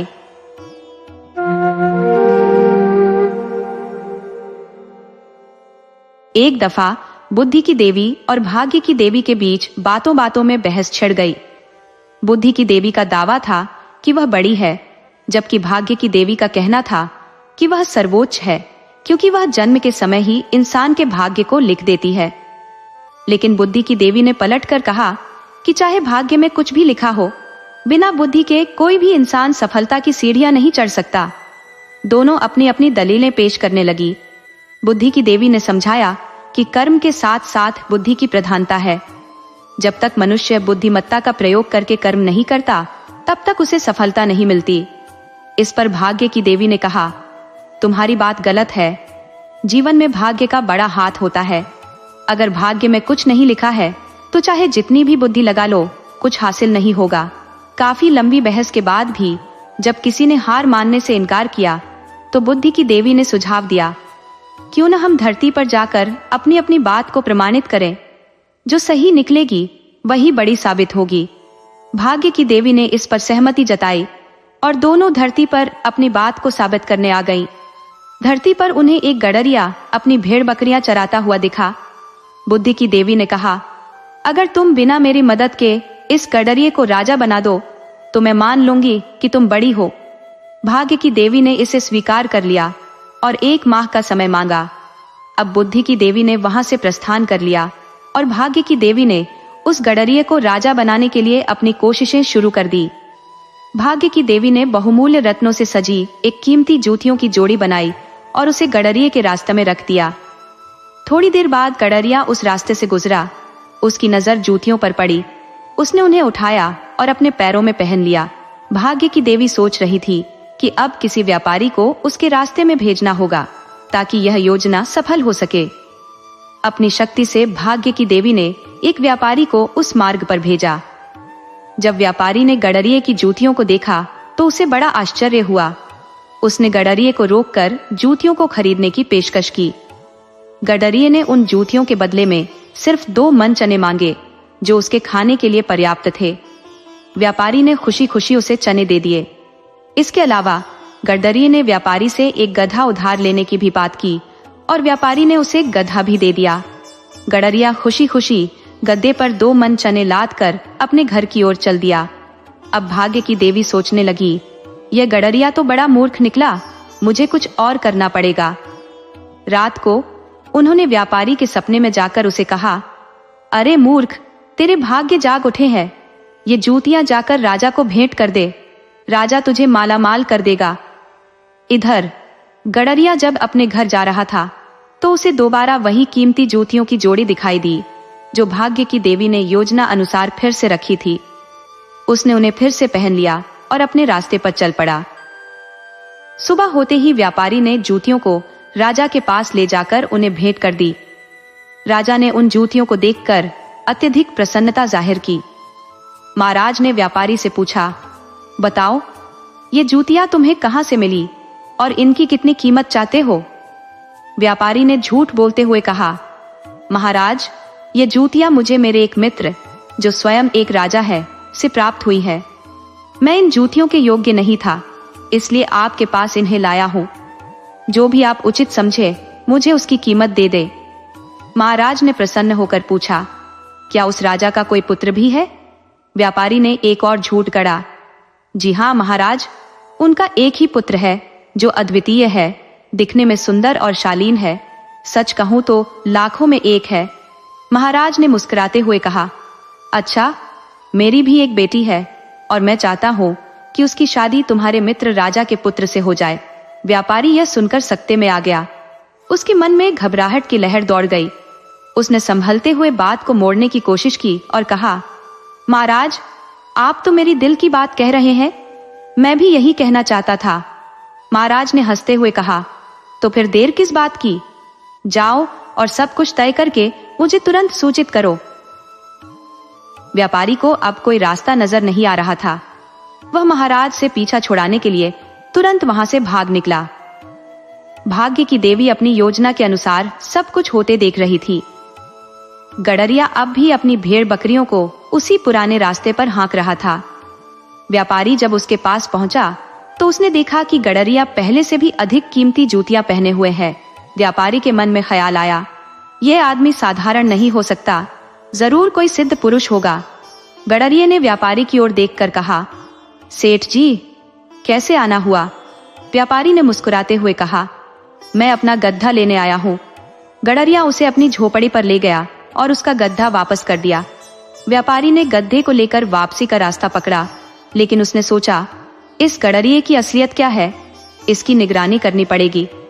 कुछ दूरी पर व्यापारी ने एक पेड़ के पास अपना गड्ढा बांधा और झाड़ियों में छिपकर गडरिये पर नजर रखने लगा। तभी उसकी नजर एक तांबे के ढेर पर पड़ी। वह मन ही मन सोचने लगा, इस तांबे को बेचकर खूब पैसे बनाए जा सकते हैं। लेकिन उसकी जिज्ञासा गडरिये पर टिकी रही। गडरिया थोड़ी देर बाद आया और मूर्खता भरे अंदाज में उस तांबे के ढेर के पास जाकर सो गया। इसी बीच भाग्य की देवी ने अपने चमत्कार से तांबे को सोने में बदल दिया। व्यापारी यह देखकर हक्का बक्का रह गया।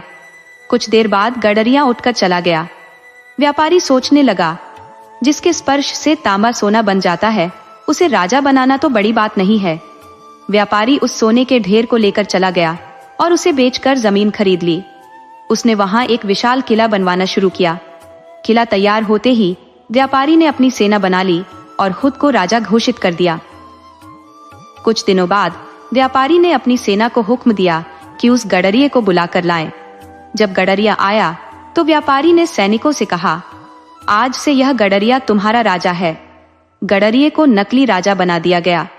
इसके बाद व्यापारी ने उस असली राजा को पत्र भेजकर विवाह की तिथि सुनिश्चित करने को कहा। राजा ने अपनी ओर से तिथि तय करके पत्र वापस भेज दिया। जब विवाह की तिथि वाला पत्र व्यापारी को मिला तो वह गडरिये के पास गया और कहा, मुबारक हो महाराज, आपकी शादी तय हो गई है। गडरिया अपनी मूर्खता में बोला, सेठ जी, मुझे छोड़ दो। अगर मेरी भेड़ें किसी के खेत में चली गई और उसकी फसल चर ली तो मुझे मार दिया जाएगा। ये सुनकर दरबार में सभी लोग हंसने लगे। व्यापारी ने सोचा, अगर गडरिया महाराज के सामने ऐसा कुछ कहेगा तो उसे उसी समय मौत के घाट उतार दिया जाएगा। उसने गडरिये को एक तरफ बुलाकर कहा, अगर तुमने ऐसी कोई बात किसी के सामने कही तो मैं तुम्हें तलवार से मार डालूंगा। जो कुछ कहना हो सिर्फ मेरे कान में कहो। गडरिये ने डरते डरते कहा, ठीक है। विवाह की तिथि आने पर व्यापारी गडरिये की बारात लेकर चल पड़ा। जब बारात उस असली राजा के नगर के पास पहुंची तो राजा के मंत्री और सैनिक दूल्हे राजा की अगवानी के लिए आए, लेकिन गडरिया उन्हें अपनी ओर आते देख डर गया और व्यापारी के कान में कहा, सेठ जी, मेरी भेड़ें इनके खेत में घुस गई होंगी। अब ये मुझे पकड़ने आए हैं। तब तक मंत्री उनके पास आ पहुंचे। मंत्री ने व्यापारी से पूछा, कुमार जी, आपके कान में क्या कह रहे थे? व्यापारी ने बात बनाते हुए कहा, कुमार जी कह रहे हैं कि इतनी बड़ी अगवानी देखकर उनका हृदय प्रसन्न हो गया है। राजा ने ऐलान किया कि सभी को 5 लाख रुपए इनाम के तौर पर दिए जाएं। बस फिर क्या था? यह खबर जंगल की आग की तरह पूरे राज्य में फैल गई कि राजा की बेटी की शादी किसी बड़े सम्राट के राजकुमार के साथ होने जा रही है और जो भी बारात के स्वागत में पहुंच रहे हैं उन्हें भी 5 लाख रुपये मिल रहे हैं। उसी दिन राजा की बेटी का विवाह उस गडरिये से हो गया। जब शादी के बाद राजकुमारी गडरिये के पास आई तो गडरिया उसकी पायल की छन छन सुनकर डर गया। उसे लगा कि कोई चुड़ैल उसे मारने के लिए आ रही है। डर के मारे वह एक दरवाजे की ओट में छिप गया। राजकुमारी ने कमरे में आकर इधर उधर देखा, लेकिन जब उसे गडरिया नहीं मिला तो वह दूसरे कमरे में चली गई। राजकुमारी के कमरे से बाहर जाते ही गडरिया वहां से भागने की कोशिश करने लगा। तभी उसकी नजर सीढ़ियों पर पड़ी। वह तेजी से सीढ़ियों से होता हुआ छत पर पहुंच गया। छत की मुंडेर से झांकते ही उसे नीचे बहती नदी दिखी। उसने सोचा, चुड़ैल के हाथों मरने से बेहतर है कि मैं नदी में कूदकर अपनी जान दे दूं। और फिर बिना ज्यादा सोचे समझे वह नदी में कूद गया। ये सब देख भाग्य की देवी ने माथा पीट लिया। उन्होंने सोचा, यह तो घोर मूर्ख निकला, मेरी सारी योजना ही बर्बाद कर दी इसने। तभी बुद्धि की देवी मुस्कुराते हुए वहां आ गई। उन्होंने हंसते हुए कहा, देखा बहन, तुमने इसे राजा बनाने की लाख कोशिश की, लेकिन यह अब भी मूर्ख ही रहा। अब आओ, मैं तुम्हें अपनी बुद्धि का चमत्कार दिखाती हूँ। वे दोनों एक अहीर की झोपड़ी के पास पहुंची। बुद्धि की देवी ने कहा, इस झोपड़ी में एक बहुत गरीब इंसान रहता है जो रस्सियां बनाकर बड़ी मुश्किल से अपना गुजारा करता है। तुमने उस गडरिये को अनमोल चीजें दी, लेकिन मेरी मदद के बिना उसने सब कुछ गंवा दिया। अब इस अहीर को तुम केवल 1 पैसा दे दो और फिर देखो मैं कैसे इसे राजा बना देती हूँ। भाग्य की देवी ने हंसते हुए कहा, ठीक है, मैं भी देखती हूँ कि तुम 1 पैसे से कैसे इसे राजा बनाती हो। उन्होंने अहीर को 1 पैसा दिया और दोनों देवी वहां से चली गई। अहीर ने वह 1 पैसा संभाल कर अपने पास रख लिया। कुछ दिनों बाद एक मछुआरा उसके घर आया और उससे 1 पैसा उधार मांगने लगा। मछुआरे ने बताया कि उसे अपना मछली पकड़ने वाला जाल ठीक करवाने के लिए 1 पैसे की जरूरत है। अहीर ने बिना किसी झिझक के मछुआरे को वह पैसा दे दिया, ये सोचते हुए कि शायद इससे कोई भला हो जाए। इसके बाद क्या हुआ, यही देखने के लिए बुद्धि की देवी और भाग्य की देवी 1 महीने बाद फिर से लौटने का इंतजार कर रही थी। मछुआरे ने अहीर से 1 पैसा उधार लेने के बाद वादा किया था कि जैसे ही उसका जाल ठीक हो जाएगा, जो भी पहली मछली उसके जाल में फंसेगी वह उसे अहीर को सौंप देगा। कुछ दिनों बाद मछुआरा अहीर के पास आया और उसने एक मछली पकड़कर उसे दे दी। मछुआरे ने कहा, पहली बार जाल में सिर्फ 1 ही मछली फंसी है। अहीर ने मछली ले ली और मन ही मन सोचा कि बेचने से अच्छा है इसे पकाकर खा लूं। जब उसने मछली को काटा तो उसके पेट से एक चमकदार पत्थर गिरा। उसे लगा कि यह कोई साधारण कांच का टुकड़ा है, तो उसने उसे वहीं छोड़ दिया और मछली खाकर सो गया। रात को उसकी नींद खुली तो उसने देखा कि उसका कमरा अजीब सी चमक से भर गया है। उसने ध्यान दिया कि यह रोशनी उसी कांच के टुकड़े से आ रही थी। उसे यह अद्भुत लगा और उसने कांच के उस टुकड़े को उठाकर अपनी अलमारी पर रख दिया। अब उसकी झोपड़ी भी उजाले से भर गई थी। अहीर सोचने लगा कि रात में भी काम कर सकेगा। कुछ दिनों बाद एक जौहरी उसकी झोपड़ी में रस्सी खरीदने आया। जब जौहरी की नजर उस चमकते टुकड़े पर पड़ी तो वह हैरान रह गया। वह सोचने लगा, इतना बेशकीमती पत्थर इस गरीब के पास कैसे आया। जौहरी ने अहीर से पूछा, ये कांच का टुकड़ा कहाँ से मिला। अहीर ने सारी बात बताई तो जौहरी ने उसे खरीदने की इच्छा जताई। उसने कहा, मैं तुम्हें 50 रुपये दूंगा। अहीर को शक हुआ और उसकी बुद्धि ने चेताया कि यह साधारण कांच का टुकड़ा नहीं बल्कि कोई बेशकीमती रत्न है। उसने और भाव लगाया और आखिरकार उसे 10,000 रुपये में बेच दिया। उस 10,000 रुपये से अहीर ने रेशम के धागों का व्यापार शुरू किया। उसकी बुद्धि और कड़ी मेहनत ने व्यापार को तेजी से आगे बढ़ाया और जल्दी ही वह शहर का सबसे बड़ा व्यापारी बन गया। अब उसके पास शानदार मकान, नौकर चाकर और ऐशो आराम की सभी चीजें थी। अहीर की संपत्ति और प्रतिष्ठा से प्रभावित होकर राजा ने अपनी बेटी का विवाह उससे कर दिया। क्योंकि राजा का कोई पुत्र नहीं था, इसलिए राजा के निधन के बाद अहीर ही राजपाट का वारिस बन गया। वह अपनी बुद्धिमानी से राज्य को अच्छे से चलाने लगा और प्रजा भी उससे खुश हो गई। इस तरह अहीर ने अपनी समझदारी और बुद्धि के बल पर धन और यश दोनों अर्जित किया। एक दिन भाग्य की देवी और बुद्धि की देवी वेश बदलकर अहीर के दरबार में पहुंची। दरबार में चारों ओर अहीर की जय जयकार हो रही थी। बुद्धि की देवी ने मुस्कुराते हुए भाग्य की देवी से कहा, देख रही हो बहन, ये वही अहीर है जो आज अपनी बुद्धि के बल पर सिर्फ 1 पैसे से राजा बन बैठा है। भाग्य की देवी ने कहा, तुम बिल्कुल सही कह रही हो बहन। इंसान चाहे जितना भी भाग्यशाली क्यों ना हो, अगर उसमें बुद्धि नहीं है तो वह कभी भी अपने भाग्य को संभाल नहीं सकता। भाग्य से मिले सुख कितने भी बड़े क्यों ना हो, बिना बुद्धि के वो स्थायी नहीं रह सकते। सुख भोगने के लिए बुद्धि का होना बेहद जरूरी है। अगर आपको हमारी ये कहानी पसंद आई हो तो इसे ज्यादा से ज्यादा शेयर करें, लाइक करें और सब्सक्राइब करना न भूलें।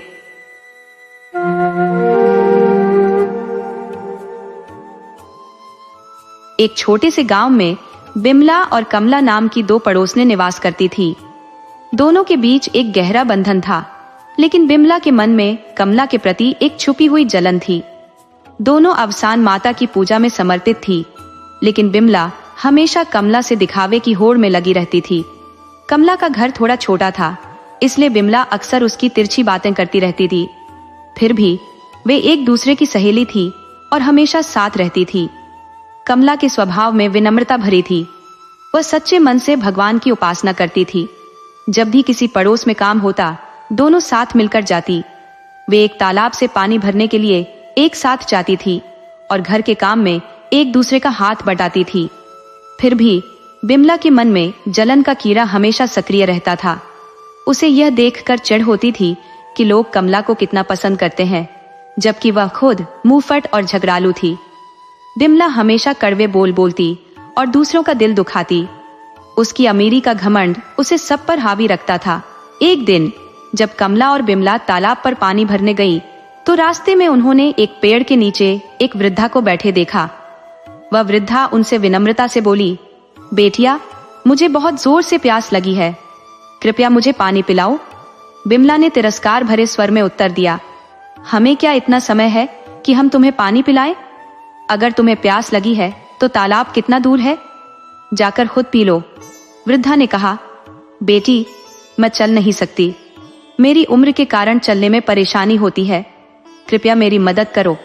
लेकिन बिमला की घमंड ने उसे चुनौती दी और वह आगे बढ़ गई। कमला ने वृद्धा के पास जाकर उसे पानी पिलाया। वृद्धा ने कहा, भोली बेटी, तुमने मुझे पानी दे दिया, क्या तुम थोड़ी दूर पर मेरी झोपड़ी के लिए एक घड़ा भरकर रख सकती हो? जब मुझे आवश्यकता होगी मैं उसे ले लूंगी। कमला ने उत्तर दिया, बिल्कुल माँ, मुझे बता दो, मैं तुम्हारे घड़े में पानी डाल दूंगी। तभी बिमला तुनक कर बोली, तुझे घर के काम नहीं है क्या, जो चल नहीं सकती? कमला ने विनम्रता से कहा, बिमला, यह वृद्धा है और इसे चलने में कठिनाई होती है, चलो हम इसका घड़ा भर देते हैं। बेमन से बिमला ने भी साथ चलने की सहमति दी। जब वे वृद्धा की झोपड़ी में पहुंची तो वहां सोने और चांदी के घड़े देखे। यह देखकर बिमला के मन में लालच जाग उठा। उसने वृद्धा से पूछा, आप इन घड़ों का क्या करती है? वृद्धा ने कहा, मैं जरूरतमंदों की मदद करती हूँ। जिनके पास घड़े नहीं होते उन्हें देती हूँ, लेकिन जिनके पास है उन्हें नहीं देती। बिमला को सोने का घड़ा बेहद भा गया। वह किसी भी कीमत पर उसे पाना चाहती थी। कमला ने वृद्धा के घड़े में पानी डाला और लौट आई। घर आकर बिमला अपने काम में जुट गई, लेकिन उसे नींद नहीं आई। वह पूरी रात सोचती रही कि कैसे उस वृद्धा से सोने और चांदी का घड़ा हासिल किया जाए। अगले दिन वह सुबह जल्दी उठ गई और कमला से कहा, कमला, चल जल्दी चलो, आज पानी भरने जाना है। कमला ने उत्तर दिया, बिमला, इतनी सुबह पानी भरने जाना क्या आवश्यक है? आज का दिन तो हम थोड़ा लेट जाकर काम कर सकते हैं। बिमला ने उस दिन के बाद कमला से दूरियां बनाना शुरू कर दिया।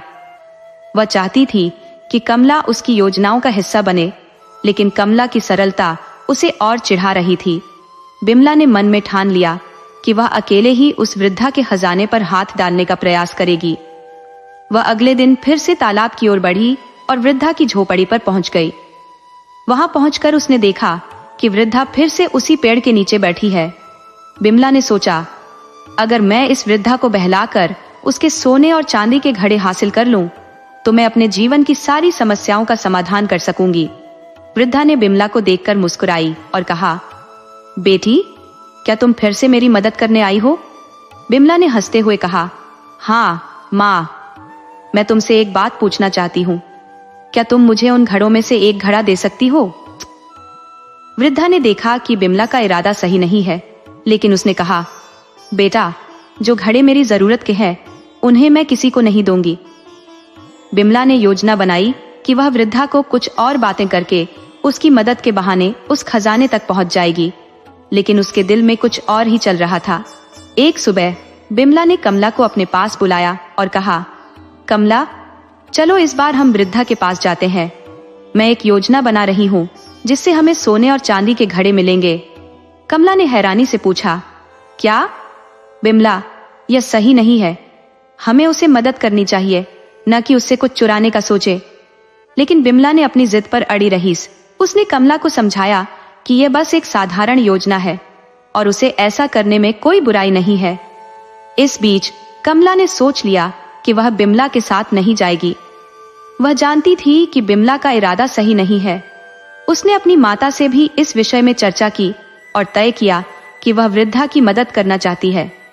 एक दिन जब बिमला वृद्धा की झोपड़ी पर पहुंची तो देखा कि कमला पहले से वहां थी। कमला ने वृद्धा से कहा, माँ, क्या मैं आपकी मदद कर सकती हूँ? बिमला ने चढ़ते हुए कहा, कमला, तुम यहाँ क्यों आई हो? तुम्हें तो अपनी जिंदगी में व्यस्त रहना चाहिए। कमला ने मुस्कुराते हुए कहा, बिमला, मुझे पता है कि तुम क्या सोच रही हो, लेकिन यह हमारी जिम्मेदारी है कि हम मदद करें।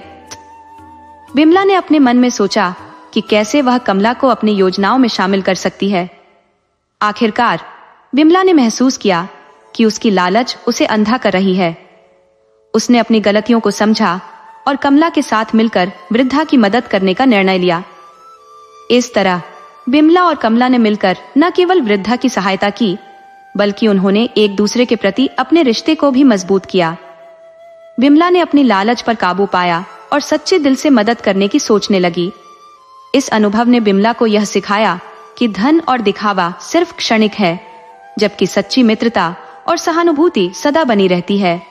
अब वे दोनों एक नई दृष्टि के साथ जीवन जीने लगी, जहां वे केवल खुद के लिए नहीं बल्कि दूसरों की भलाई के लिए भी जीने लगी। कमला और विमला के बीच एक अजीब सी खींचतान हो रही थी। एक दिन जब कमला ने देखा कि उसके पास बहुत सारे काम हैं, तो उसने सोचा, चलो जल्दी से तालाब से पानी भर लाते हैं। वह विमला के साथ पानी भरने के लिए निकल पड़ी। दोनों ने अपने अपने घड़े उठाए और तालाब की ओर चल पड़ी। जब वे तालाब पर पहुंची तो विमला ने पहले से ही एक चालाक योजना बना रखी थी। उसने थोड़ा पानी के अंदर जाते हुए कहा, कमला, मेरा घड़ा पकड़ो, मुझसे ये उठ नहीं रहा है। कमला ने भी अपने घड़े को संभाले रखा था, लेकिन जब उसने विमला का घड़ा उठाने की कोशिश की तो उसका संतुलन बिगड़ गया। दोनों के घड़े जमीन पर गिर गए और टूट गए। विमला का पारा चढ़ गया। वह गुस्से से लाल होकर कमला को बुरा भला कहने लगी। कमला ने शांत रहते हुए कहा, विमला, इसमें मेरी क्या गलती है? मेरा घड़ा भी टूट गया है। चलो मेरे घर चलते हैं, मैं तुझे दूसरा घड़ा दे दूंगी। मेरे घर पर घड़े रखे हुए हैं। विमला बोली, नहीं, मेरे पास इतना समय नहीं है। मुझे आज बहुत सारा काम करना है और मुझे सब कुछ जल्दी जल्दी करना है। घर जाने में तो बहुत देर हो जाएगी। कमला ने सुझाया, चलो उस बूढ़ी माँ की झोपड़ी में चलते हैं जहां हम कल गए थे। वह कह रही थी कि जिसको घड़ा चाहिए वह ले सकता है। विमला ने तुरंत हामी भर दी। दोनों बूढ़ी माँ की झोपड़ी की तरफ चल पड़ी। जब वे झोपड़ी पहुंची, बूढ़ी माँ हंसते हुए बोली, आओ बेटी, क्या चाहिए?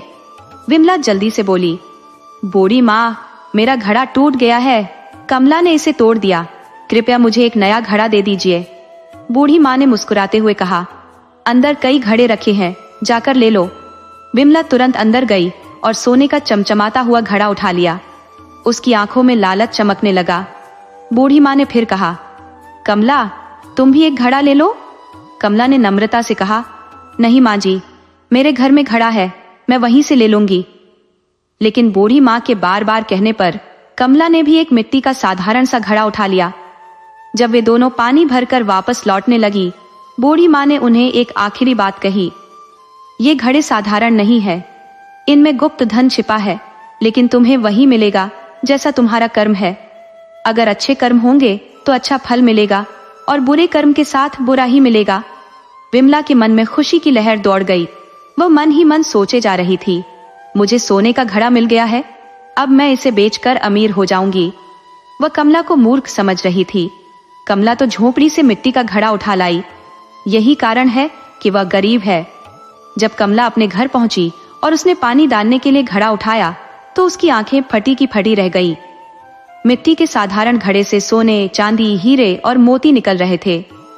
वह चकित थी, लेकिन उसे समझ आया कि बूढ़ी माँ की बात सच थी, इंसान को उसके कर्मों का ही फल मिलता है। वहीं दूसरी ओर विमला अपने सोने के घड़े को देखकर बहुत खुश थी।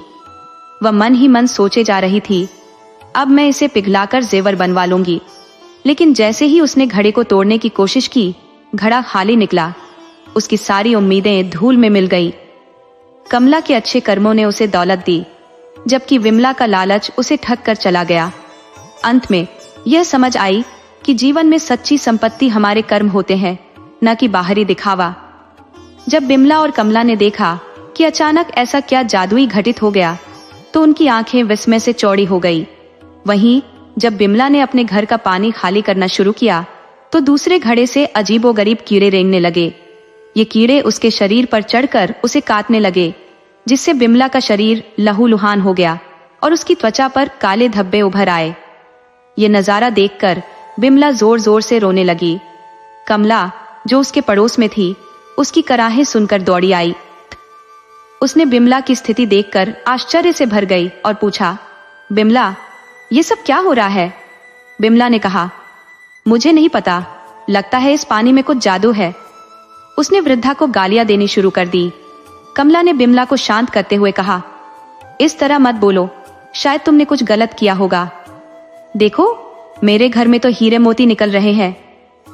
ये सुनकर विमला और भी ज्यादा जलन महसूस करने लगी और फिर से बुढ़िया को गालियां देने लगी। उसकी पीड़ा बढ़ती जा रही थी। इस पर कमला ने सुझाव दिया कि चलो हम उस वृद्धा के पास चलते हैं और उनसे माफी मांगते हैं। मरता क्या न करता वाली स्थिति में विमला ने चलने का निर्णय लिया और उसी झोपड़ी की ओर बढ़ी जहां वे पहले मिली थी। लेकिन वहां जाकर देखा तो न तो झोपड़ी थी और न ही वृद्धा। यह देखकर वह चिल्लाने लगी। वह तुरंत वापस कमला के पास आई और बोली, वह तो जादूगरनी बूढ़ी थी जिसने कुछ जादू कर दिया, अब यहाँ उसका कोई निशान नहीं है। कमला ने उसे समझाते हुए कहा, तुम्हें समझना चाहिए, वह कोई देवी शक्ति थी जिसे तुम पहचान नहीं पाई। तुम उनसे माफी मांगो, क्योंकि भगवान दयालु होते हैं। विमला ने फिर से मन्नत मांगी, अगर मैं ठीक हो जाऊं तो मैं अवसान माता की पूजा करूंगी। तभी वही बूढ़ी महिला फिर से प्रकट हुई और बोली, विमला, ये सब तुम्हारे कर्मों का फल है, जैसा कर्म वैसा फल। कमला ने भी बूढ़ी महिला के पैर छुए और आशीर्वाद लिया। विमला भी झुककर उनसे माफी मांगने लगी। वृद्धा, जो साक्षात अवसान माता थी, उन्हें दर्शन देकर अंतर्ध्यान हो गई। विमला की स्थिति में सुधार हुआ और उसने बड़े धूमधाम से पूजा का आयोजन किया। अब उसके घर में फिर से सुख और शांति लौट आई। कमला भी अमीर हो गई, लेकिन उसने अपने स्वभाव को नहीं बदला। दोनों समय समय पर पूजा करती रहीं। एक दिन विमला ने देवी से प्रार्थना की, अवसान माता, जैसे तुमने कमला को दिया वैसे हमें भी दीजिए।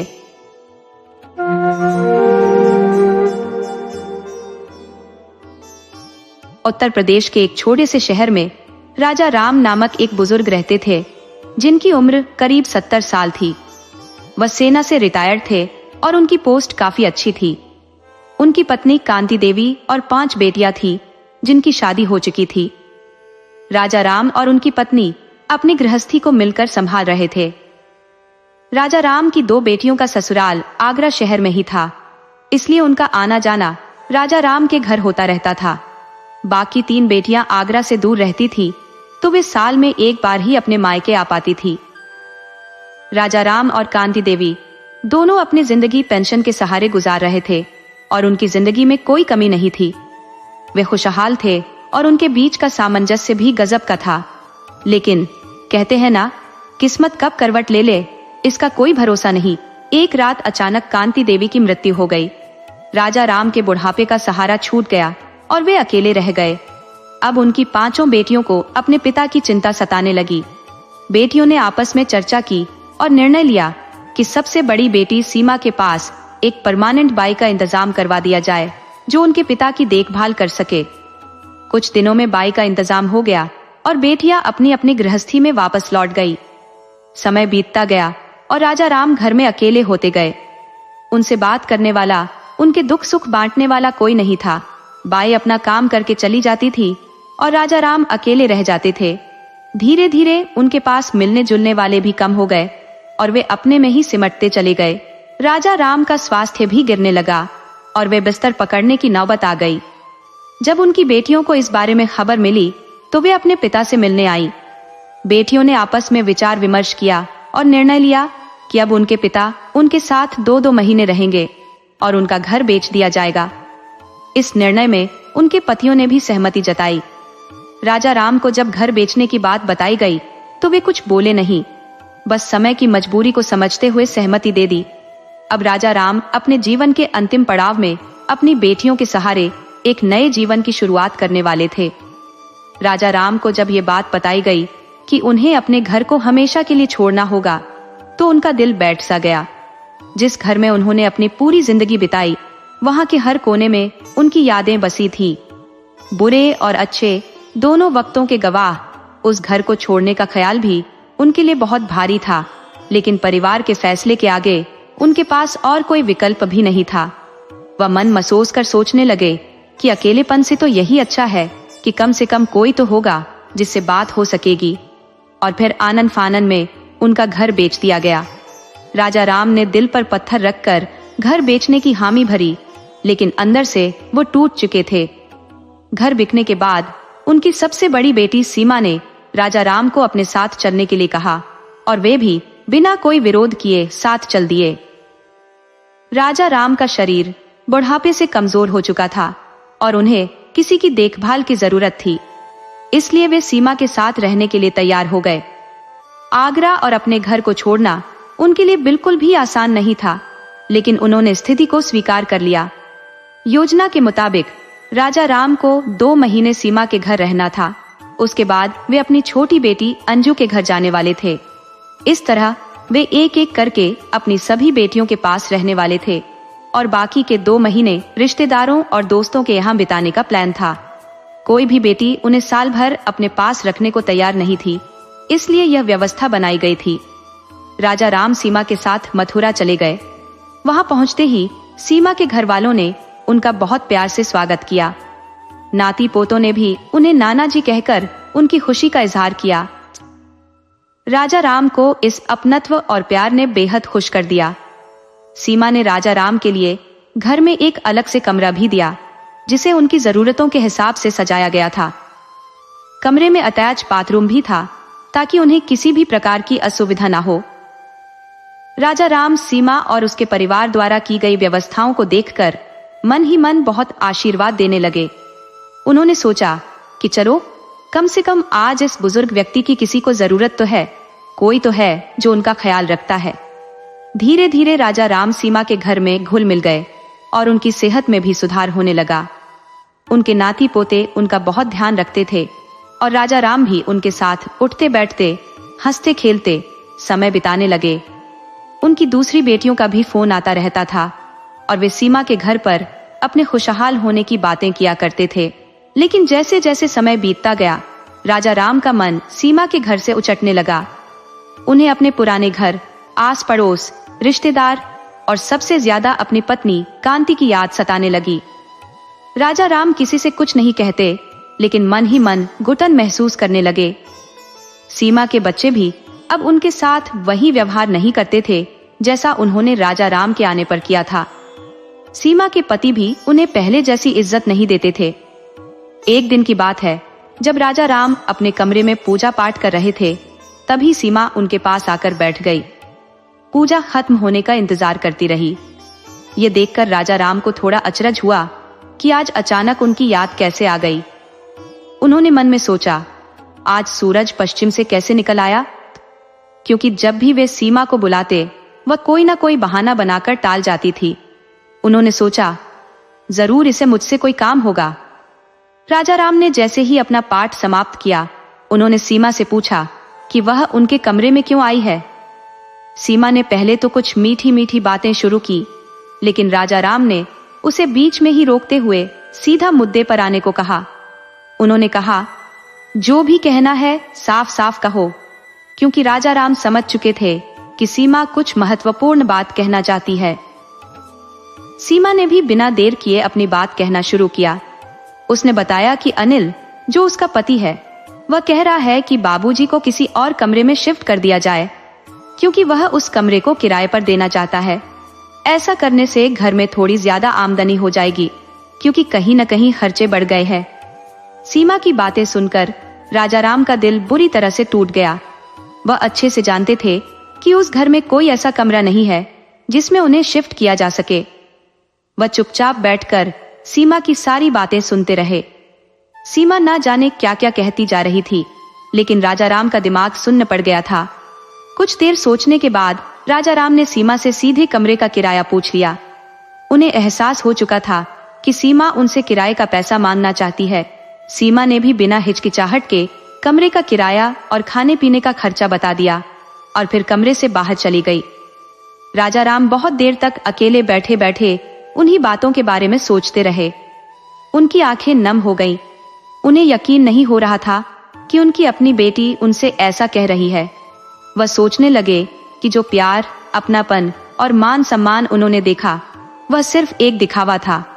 वह सोचने लगे, अगर सीमा मुझसे वैसे ही पैसे मांग लेती तो क्या मैं उसे नहीं देता? आखिर वह मेरी बेटी है। उन्होंने सोचा, मैं उसका दोगुना भी कर देता, पर इस तरह से खाने का पैसा और किराया मांगकर सीमा ने मेरा दिल बहुत दुखाया है। क्या इसी दिन के लिए उसने मुझे अपने साथ बुलाया था?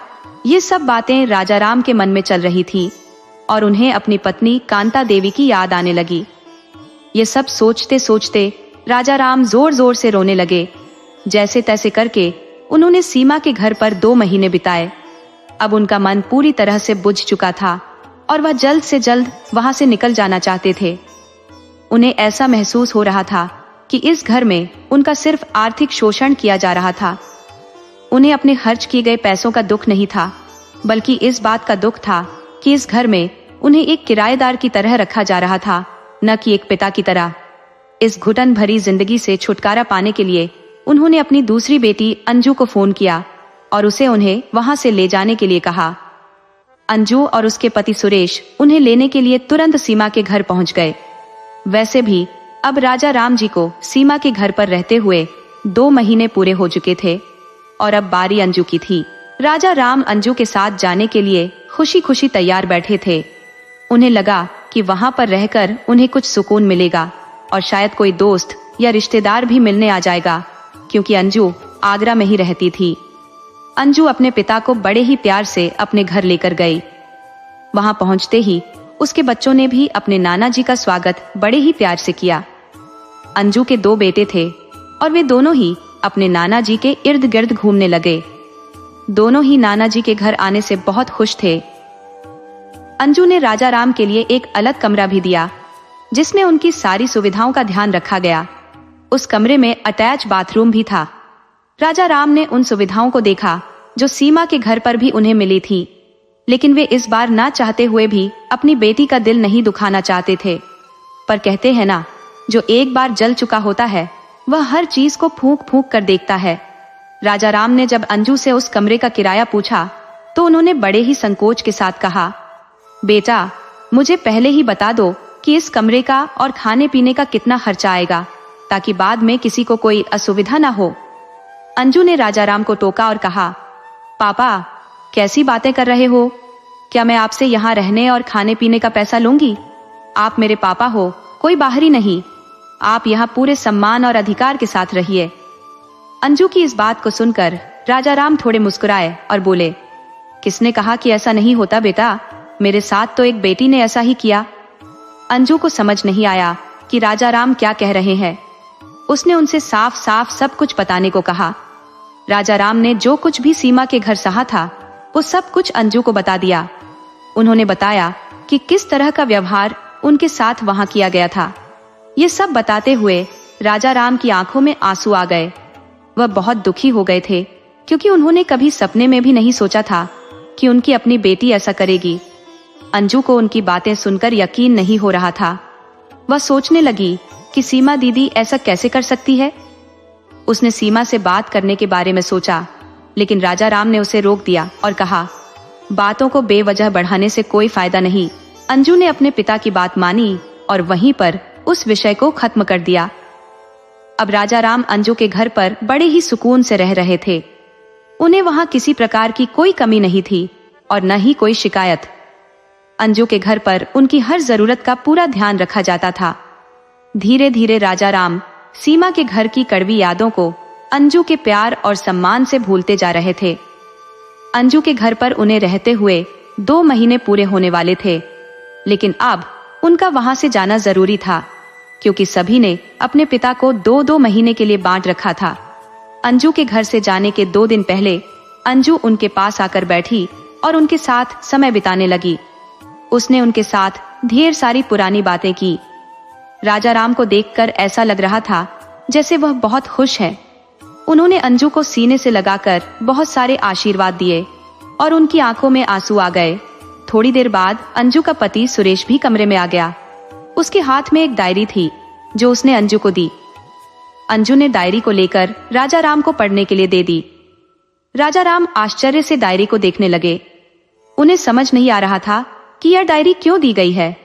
उन्होंने सुरेश से पूछा, बेटा इसमें क्या है और ये डायरी मुझे क्यों दी गई है? अंजू ने अपने पिता से कहा, पापा इसे पढ़िए। राजा राम ने डायरी को पलटकर पढ़ना शुरू किया। उसे पढ़ते ही उनकी आंखें फटी की फटी रह गईं। वह कभी डायरी को देखते तो कभी अंजू और सुरेश को। वह पढ़ते पढ़ते एकदम स्थिर हो गए। उन्हें गहरा सदमा लगा। उन्हें यकीन नहीं हो रहा था कि उन्हें इतना सम्मान देने वाला दामाद और इतनी प्यार करने वाली बेटी ऐसा कर सकते हैं।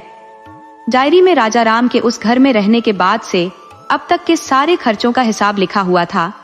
उनके कमरे की सुविधाएं, बिजली का बिल, घुमाने फिराने का खर्च, पेट्रोल और अन्य टिकट खर्च, फल, सब्जियां, अनाज, दवाएं, सब कुछ लिखा हुआ था। ये सब पढ़कर राजा राम का दिल बहुत ज्यादा दुखी हो गया। राजा राम को यह समझ नहीं आ रहा था कि आखिर उनके साथ ऐसा क्यों हो रहा है। वह मन ही मन सोच रहे थे कि इन बेटियों को मैंने अपनी संपत्ति में बराबर हिस्सा दे दिया, फिर भी इन्हें इस बूढ़े बाप से और क्या चाहिए। वह खुद को और अपनी किस्मत को कोसते हुए आंखों से बहते आंसू पोंछते रहे। उन्होंने अंजू से कहा, बेटी मैं समझ रहा था कि ये प्यार और अपनापन मेरे लिए है, लेकिन मैं गलत था। ये सब पैसों के लिए था, मेरे लिए नहीं। राजा राम ने रोते हुए कहा, शायद मेरी ही परवरिश में कोई कमी रह गई होगी, नहीं तो मुझे ऐसे धोखे और अपमान का सामना नहीं करना पड़ता। अंजू ने बेफिक्री से जवाब दिया, पिताजी इसमें रोने की क्या बात है। जब आप सीमा दीदी को इतना कुछ दे सकते हैं तो मैंने भी वही मांगा है जो मैंने आप पर खर्च किया है। जब आप सीमा दीदी का घर भर रहे थे तब तो आपको कोई समस्या नहीं हुई। आज मैंने कुछ मांग लिया तो आपको बुरा लग रहा है।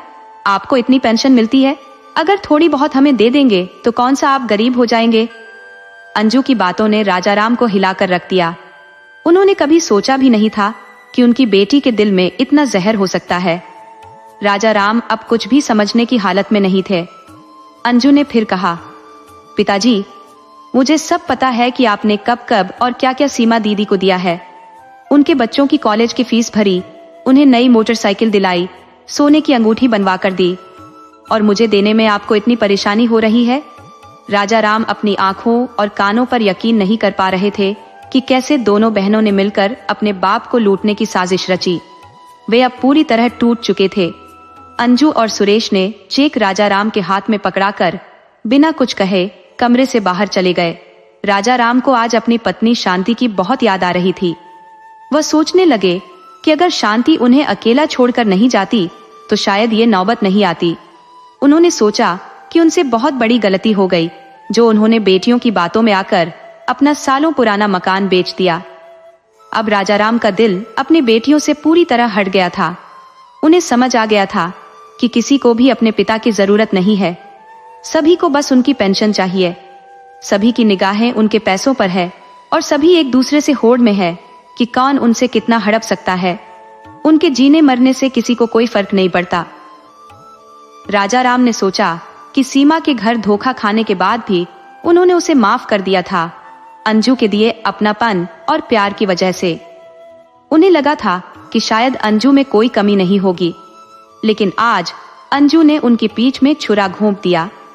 उसने दिखावे का मुखौटा पहनकर उन्हें ऐसे जाल में फंसा दिया जहां से वे ना तो बाहर निकल पा रहे थे और ना ही इस कड़वाहट को निगल पा रहे थे। इतना सब होने के बाद उनके पास अब कोई रास्ता नहीं बचा था कि वे क्या करें, कहां जाएं। उन्होंने सोचा कि अब तो ये जीवन किसी काम का नहीं है, उनकी किसी को कोई जरूरत नहीं है। वे बेहद दुखी थे और मन ही मन ये सब सोचते जा रहे थे। अंजू के घर रहते हुए राजाराम को 2 महीने पूरे हो गए थे और अब उन्हें छोटी बेटी निधि के पास जाना था। अंजू ने निधि को फोन कर दिया था कि वह आकर राजाराम को ले जाए। निधि और उसके पति कमल अगले ही दिन सुबह सुबह राजाराम को लेने अंजू के घर पहुंच गए। राजाराम अब निधि के साथ नहीं जाना चाहते थे, लेकिन उनके पास कोई दूसरा इंतजाम नहीं था। उन्होंने बेमन से निधि के साथ जाने की हामी भर दी। उन्हें पता था कि निधि को भी अपने बूढ़े बाप से कोई मतलब नहीं है, सभी को बस उनकी पेंशन चाहिए जो हर महीने 42,000 रुपए आती है। उन बेटियों के लिए उनका बूढ़ा बाप सिर्फ एक साइड इनकम था जिसे थोड़ा सा दिखावा करके आसानी से कमाया जा सकता था। ये सारी बातें राजाराम के दिमाग में चल रही थी, लेकिन सब कुछ जानकर भी वे कुछ कर नहीं पा रहे थे। निधि के घर जाने के लिए वे अपना सामान लेकर तैयार हो गए। निधि गुड़गांव में रहती थी और वे लोग कुछ घंटों के सफर के बाद वहां पहुंच गए। राजाराम जी के मन में विचार आया कि चलो एक बार फिर से अपने आप को लुटवाने के लिए तैयार हो जाता हूं। जैसे बाकी बेटियों के घरों में हुआ, वैसे ही निधि के घर में भी उनका बहुत अच्छे से स्वागत हुआ। उन्हें यहाँ भी एक अटैच बाथरूम वाला कमरा दिया गया। पर इस घर में एक अलग बात थी। उनका नौकर नरेश, जिसे खास तौर पर राजाराम जी की देखभाल के लिए रखा गया था। हालांकि राजाराम जी को पता था कि उसकी तनख्वाह भी उनके ही पैसों से दी जाएगी, पर उन्हें इस बात की संतुष्टि थी कि कम से कम उनके पास कोई ऐसा तो होगा जिससे वह अपने दिल की बातें कर सके। राजाराम जी ने अपना मन मार कर वहां रहने का फैसला किया। शुरुआती दिनों में नरेश उनके साथ रहता, उनसे बातें करता और कभी कभार वे दोनों घर से बाहर टहलने भी जाते। नरेश उनके लिए एक अच्छा साथी बन गया था। राजाराम जी को लगने लगा था कि कम से कम इस घर में उनके पास कोई ऐसा तो है जिससे वे अपने दुख बांट सकते हैं। लेकिन धीरे धीरे निधि और कमल ने नरेश को उनसे दूर करना शुरू कर दिया। अब नरेश का ध्यान अधिकतर घर के कामों में ही लगा रहता और राजाराम जी से उसकी मुलाकातें कम होने लगी। वे भी जानते थे कि ऐसा दिन आएगा, लेकिन फिर भी उन्होंने सोचा था कि जितने दिन अच्छे से निकल जाए वही बेहतर है। कुछ समय बाद राजाराम जी ने नरेश को अपने कमरे में बुलाया। जब नरेश आया तो राजाराम जी ने उससे पूछा, क्या बात है नरेश, अब तुम मेरे पास क्यों नहीं आते? इतने दिन साथ बिताने के कारण राजाराम जी को नरेश से लगाव हो गया था और वह उसके साथ अपने सुख दुख साझा करने लगे थे। नरेश के इस बदले व्यवहार से वे बहुत निराश हो गए थे और उनकी आंखों में आंसू आ गए। पहले से ही कोई उनसे बात नहीं करता था और अब नरेश भी उनसे दूरी बना रहा था। राजाराम जी के प्यार और उदासी को देखते हुए नरेश ने सारी सच्चाई बता दी कि कैसे निधि और कमल ने उसे सिर्फ उनका नाम लेकर काम करने के लिए रखा था। उन्होंने उसे पहले ही कह दिया था कि उस बूढ़े आदमी के साथ बस कुछ दिन बिताना है और फिर जो हम कहेंगे वही करना है। नरेश की बातों को सुनकर राजाराम जी का दिल टूट गया। वे जानते थे कि नरेश उनके लिए काम कर रहा था, लेकिन उसकी तनख्वाह उन्हीं के पैसों से दी जा रही थी। राजाराम जी अपने कमरे में बैठे बैठे सोचने लगे, ये कैसी बेटियां हैं जिन्हें अपने पिता की कोई परवाह नहीं, जबकि सबको पता है कि पिता ने उनके घर सिर्फ 2 महीने ही गुजारने हैं। उसके बाद वो वहां नहीं रह पाएंगे। उन्होंने सोचा कि किसी ने सच ही कहा है, माँ बाप बच्चों को एक छोटे से कमरे में भी अच्छे से पाल लेते हैं और ये सब बच्चे मिलकर भी एक बाप को ठीक से नहीं रख पा रहे हैं। राजा राम जी इसी उधेड़बुन में बैठे थे कि तभी निधि कमरे में आई और उसने उन्हें तैयार होने के लिए कहा। राजा राम जी ने पूछा, कहाँ जाना है? लेकिन निधि बिना कुछ कहे कमरे से चली गई। राजा राम जी कुछ देर तक सोचते रहे कि आखिर कहाँ जाना है, लेकिन उन्होंने सोचा और तैयार हो गए। सभी लोग एक कार से शोरूम पहुंचे। शोरूम के अंदर जाते ही निधि ने बताया कि वे कार खरीदने आए हैं। अंदर जाकर सब कारें पसंद करने लगे। निधि के पति कमल और उनका बेटा कार पसंद कर रहे थे। तभी निधि ने राजा राम जी से आकर कार के पैसे देने को कहा। राजा राम जी को समझ में नहीं आया कि वह क्या कह रही है। उन्होंने निधि को हैरानी से देखा। निधि ने कहा, पापा, ये कार तो आप ही हमें गिफ्ट कर रहे हैं, क्या आप हमें एक कार तक नहीं दिलवा सकते? राजा राम जी शोरूम के अंदर कोई बखेड़ा खड़ा नहीं करना चाहते थे, इसलिए वे बिना कुछ बोले शोरूम से बाहर निकल आए। राजा राम जी जैसे ही बाहर आए, निधि भी उनके पीछे पीछे आ गई और तरह तरह के बहाने बनाकर उनसे कार के लिए चेक पर हस्ताक्षर करवा ली। चाहकर भी राजा राम जी कुछ नहीं कर पाए। निधि तो अपने बाकी बहनों से भी ज्यादा चतुर निकली। उसने बातों में फंसाकर राजा राम जी से कार गिफ्ट करवा ली और जब ये बात दूसरी बहनों को पता चली कि निधि ने तो सीधे कार ही ले ली, तो सभी ने अपनी अपनी रणनीतियां बनानी शुरू कर दी। हर कोई अपने हिस्से से अधिक पाना चाहता था। राजा राम जी अब बहुत परेशान हो गए थे। रोज रोज के दिखावे और अपने ही पिता के साथ की जा रही चालबाजियों से वे ऊब चुके थे। वे अपने लिए एक ऐसी जगह की तलाश में थे जहां वह अपने बचे हुए जीवन के कुछ पल शांति और सुकून के साथ बिता सके। एक ऐसी जगह जहां किसी की चिक-चिक और चालबाजियां न हो। उन्होंने अपना वर्षों पुराना आगरा का घर छोड़ दिया था ताकि खुशी से रह सके, लेकिन यहाँ भी वे पहले से ज्यादा दुखी रहने लगे थे। उनकी बेटियों को उनकी परेशानियों और उदासी से कोई मतलब नहीं था। सभी इस बात में लगी रहती थी कि कैसे और किस तरह से अपने पिता को लूट सके। राजा राम जी के एक पुराने मित्र थे।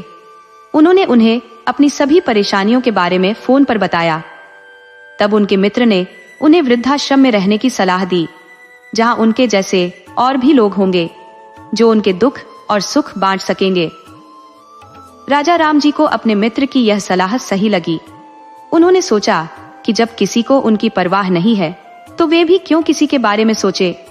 उन्होंने वृद्धाश्रम जाने का मन बना लिया था ताकि बुढ़ापे के बचे हुए दिन शांति से गुजर सके। लेकिन वृद्धाश्रम जाने से पहले वे अपने बड़े भाई बाबूराम जी से मिलना चाहते थे। वे अपने भाई से बहुत प्यार करते थे और उनका बहुत सम्मान करते थे, इसलिए वे उन्हें अपनी वृद्धाश्रम जाने की योजना के बारे में बताना चाहते थे।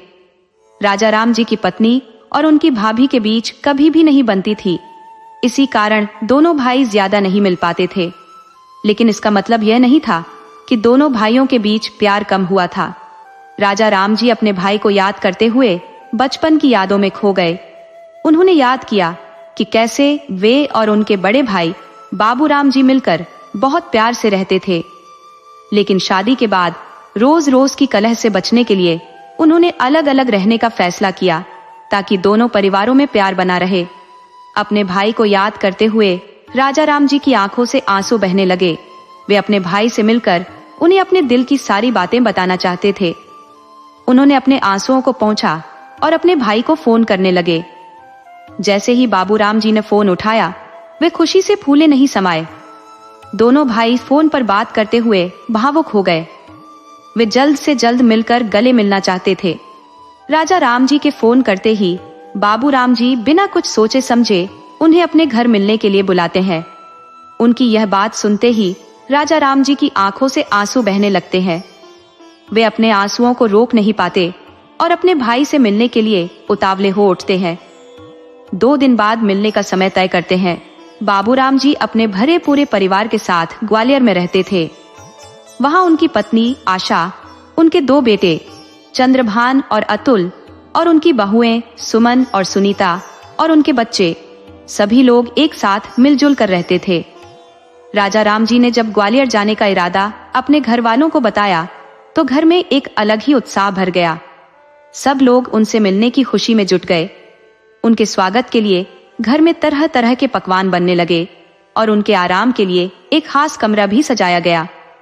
बच्चे भी बेहद उत्सुक थे, क्योंकि उन्हें याद था कि बचपन में उनके छोटे दादाजी उन्हें चॉकलेट्स दिया करते थे। जैसे ही राजा राम जी के आने का समय नजदीक आया, पूरे घर में एक अलग ही चहल पहल देखने को मिली। उनकी गाड़ी के आते ही सभी ने दिल खोलकर उनका स्वागत किया। सभी लोग इतने प्यार और अपनापन से उनसे मिले कि उन्हें एहसास ही नहीं हुआ कि इतने सालों बाद उनसे मिल रहे हैं। राजा राम जी भी अपने भाई के परिवार के इस व्यवहार से बेहद भावुक हो गए। उन्हें उम्मीद नहीं थी कि इतने सालों बाद भी परिवार में उनके लिए इतना प्यार और सम्मान बचा हुआ होगा, क्योंकि उन्होंने खुद ही लंबे समय तक परिवार से दूरी बना रखी थी। बस कभी कभार फोन पर बात हुई या शादियों में मिलना हुआ। यहाँ तक कि उनकी पत्नी शांति जी के निधन पर भी परिवार आया था, पर उसके बाद से कोई खास संपर्क नहीं था। अभी कुछ ही घंटे हुए थे कि राजा राम जी ने वापस जाने की बात कह दी। उनकी यह बात सुनकर घर वालों ने उन्हें कुछ दिन रुकने की जिद की। सब चाहते थे कि वे उनके साथ थोड़ा और समय बिताएं। आखिरकार वे अपने भाई के सम्मान में कुछ दिन और रुकने के लिए मान गए। रात में जब सभी एक साथ खाना खाकर बातें कर रहे थे, तो दोनों भाई अपने कमरे में अकेले थे। तब बाबू राम जी ने अपने भाई की उदासी की वजह पूछी। राजा राम जी थोड़े चौंक गए। उन्होंने सोचा कि उन्होंने तो किसी से कुछ नहीं कहा, फिर उनके भाई को कैसे पता चला कि वे परेशान हैं। राजा राम जी अभी सोच में ही थे कि बाबू राम जी ने उनके कंधे पर हाथ रखकर उन्हें हिलाया और कहा, तुम्हें देखकर ही समझ गया था कि सब कुछ ठीक नहीं है। अगर सब ठीक होता तो कोई बेटा अपने बूढ़े पिता को इतनी दूर अकेले सफर करने के लिए नहीं भेजता। तब राजा राम जी ने अपने भाई को अपनी सारी परेशानियां बतानी शुरू की। उन्होंने बताया कि कैसे उनकी बेटियों ने उनके साथ सही व्यवहार नहीं किया और कैसे उन्हें सिर्फ उनके पैसों की जरूरत है। जब वे ये सब बता रहे थे तो उनकी आंखें नम हो गईं। बाबू राम जी और उनकी पत्नी को यह सब सुनकर यकीन नहीं हो रहा था। उन्हें समझ नहीं आ रहा था कि बेटियां भी अपने पिता के साथ ऐसा कर सकती हैं। वे खुद भी असमंजस में थे, क्योंकि आमतौर पर ऐसा व्यवहार लड़कों से सुना या देखा जाता है, पर बेटियों से नहीं। जब राजा राम जी ने उन्हें वृद्धाश्रम में जाने का मन बताया, तो बाबू राम जी की आंखों में आंसू आ गए। उन्होंने अपने भाई को गले लगाते हुए कहा, राजा राम, मेरे रहते हुए तुम्हें कहीं जाने की जरूरत नहीं है। अगर जाना पड़ा तो मैं भी तुम्हारे साथ चलूंगा, तुम अकेले नहीं जाओगे। बाबू राम जी ने कहा, अब से तुम हमारे साथ रहोगे। ये सुनते ही राजा राम जी ने तुरंत जवाब दिया, नहीं नहीं भाई साहब, मैं किसी पर बोझ नहीं बनना चाहता। मैं जैसा हूं ठीक हूं, आप मेरे लिए चिंता मत करो। बाबू राम जी ने यह सुनकर कहा, क्या कहा? तुम मेरे ऊपर बोझ हो सकते हो? तुमने ऐसा कैसे सोच लिया? राजा राम जी को अपने भाई की इस बात से सुकून तो मिला, लेकिन वे मन ही मन सोचने लगे कि शायद ये सब बातें प्यार में कही गई हैं। अगले दिन जब राजा राम जी अपने कामों में व्यस्त थे, बाबू राम जी ने अपने परिवार के सभी लोगों को राजा राम जी की सारी परेशानियों के बारे में बताया। बाबू राम जी ने ये सब बातें राजा राम जी की गैर मौजूदगी में की, ताकि उन्हें किसी तरह का अपमान महसूस न हो। घर के सभी लोग बाबू राम जी की बातों को सुनकर राजा राम जी को खुशी खुशी अपनाने के लिए तैयार हो गए। वे सब मिलकर उनका ख्याल रखना चाहते थे, और ये सब बिना किसी स्वार्थ के कर रहे थे, क्योंकि उनके घर में किसी को भी राजा राम जी की पेंशन या बैंक बैलेंस के बारे में कुछ पता नहीं था।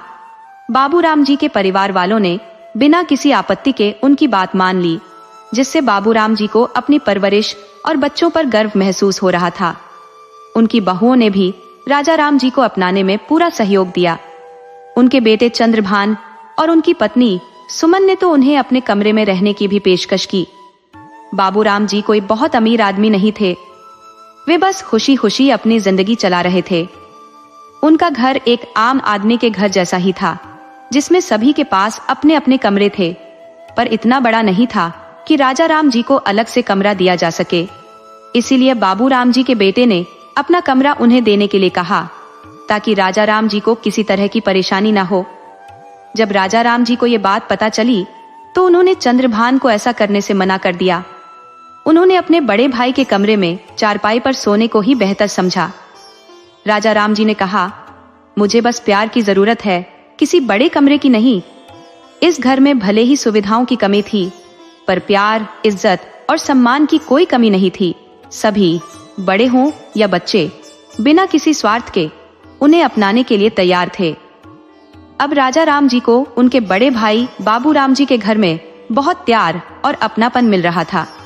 जब भी कोई बाहर जाता तो उनसे पूछ कर जाता। किसी भी चीज की जरूरत हो तो उन्हें तुरंत बताया जाता। राजा राम जी को अब इन सब के प्यार और अपनापन की आदत सी हो गई थी। अब उनका मन इस घर को छोड़कर कहीं जाने का नहीं करता था। हालांकि उनके मन में यह डर हमेशा बना रहता था कि वे आखिर कब तक अपने भाई के घर में रह पाएंगे। बाबू राम जी के घर में पैसों की कमी होने के बावजूद किसी ने भी कभी राजा राम जी से एक पैसा खर्च करने को नहीं कहा। जब भी राजा राम जी पैसे देने की बात करते, घर के लोग उनसे नाराज हो जाते, क्योंकि उनके लिए वे घर के एक हिस्से थे। अब राजा राम जी को अपने भाई के घर रहते हुए पूरे 4 महीने हो चुके थे और इस दौरान किसी ने भी उनसे ना कोई पैसा खर्च करवाया था और ना ही कभी किसी तरह की उम्मीद जताई थी। इस घर में उन्हें पूरा मान, सम्मान, प्यार और अपनापन मिल रहा था। राजा राम जी अपने कमरे में अकेले बैठे बैठे विचारों में खोए थे।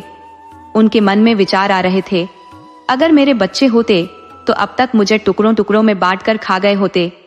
उनकी बेटियां उन्हें घर ले जाने के लिए बार बार फोन करती थी, लेकिन राजा राम जी को अच्छी तरह मालूम था कि ये कॉल्स किसी स्नेह के कारण नहीं थी। उन्हें अपने पिता की याद नहीं आ रही थी, बल्कि उनकी नजर उस साइड इनकम पर थी जो बिना किसी मेहनत के उनके हाथ लग रही थी। राजा राम जी इन विचारों में खोए हुए थे और ये सब सोचते सोचते उनकी आंखों से आंसू बहने लगे। वे अपने कमरे में बैठे यही सब सोच रहे थे कि तभी उनके भाई बाबू राम जी कमरे में आ गए। बाबू राम जी को देखकर राजा राम जी ने तुरंत अपने आंसुओं को पोंछने की कोशिश की, लेकिन वे अपने आंसू छुपा नहीं पाए। बाबू राम जी ने उन्हें रोता हुआ देख लिया और घबराते हुए उनसे रोने का कारण पूछा।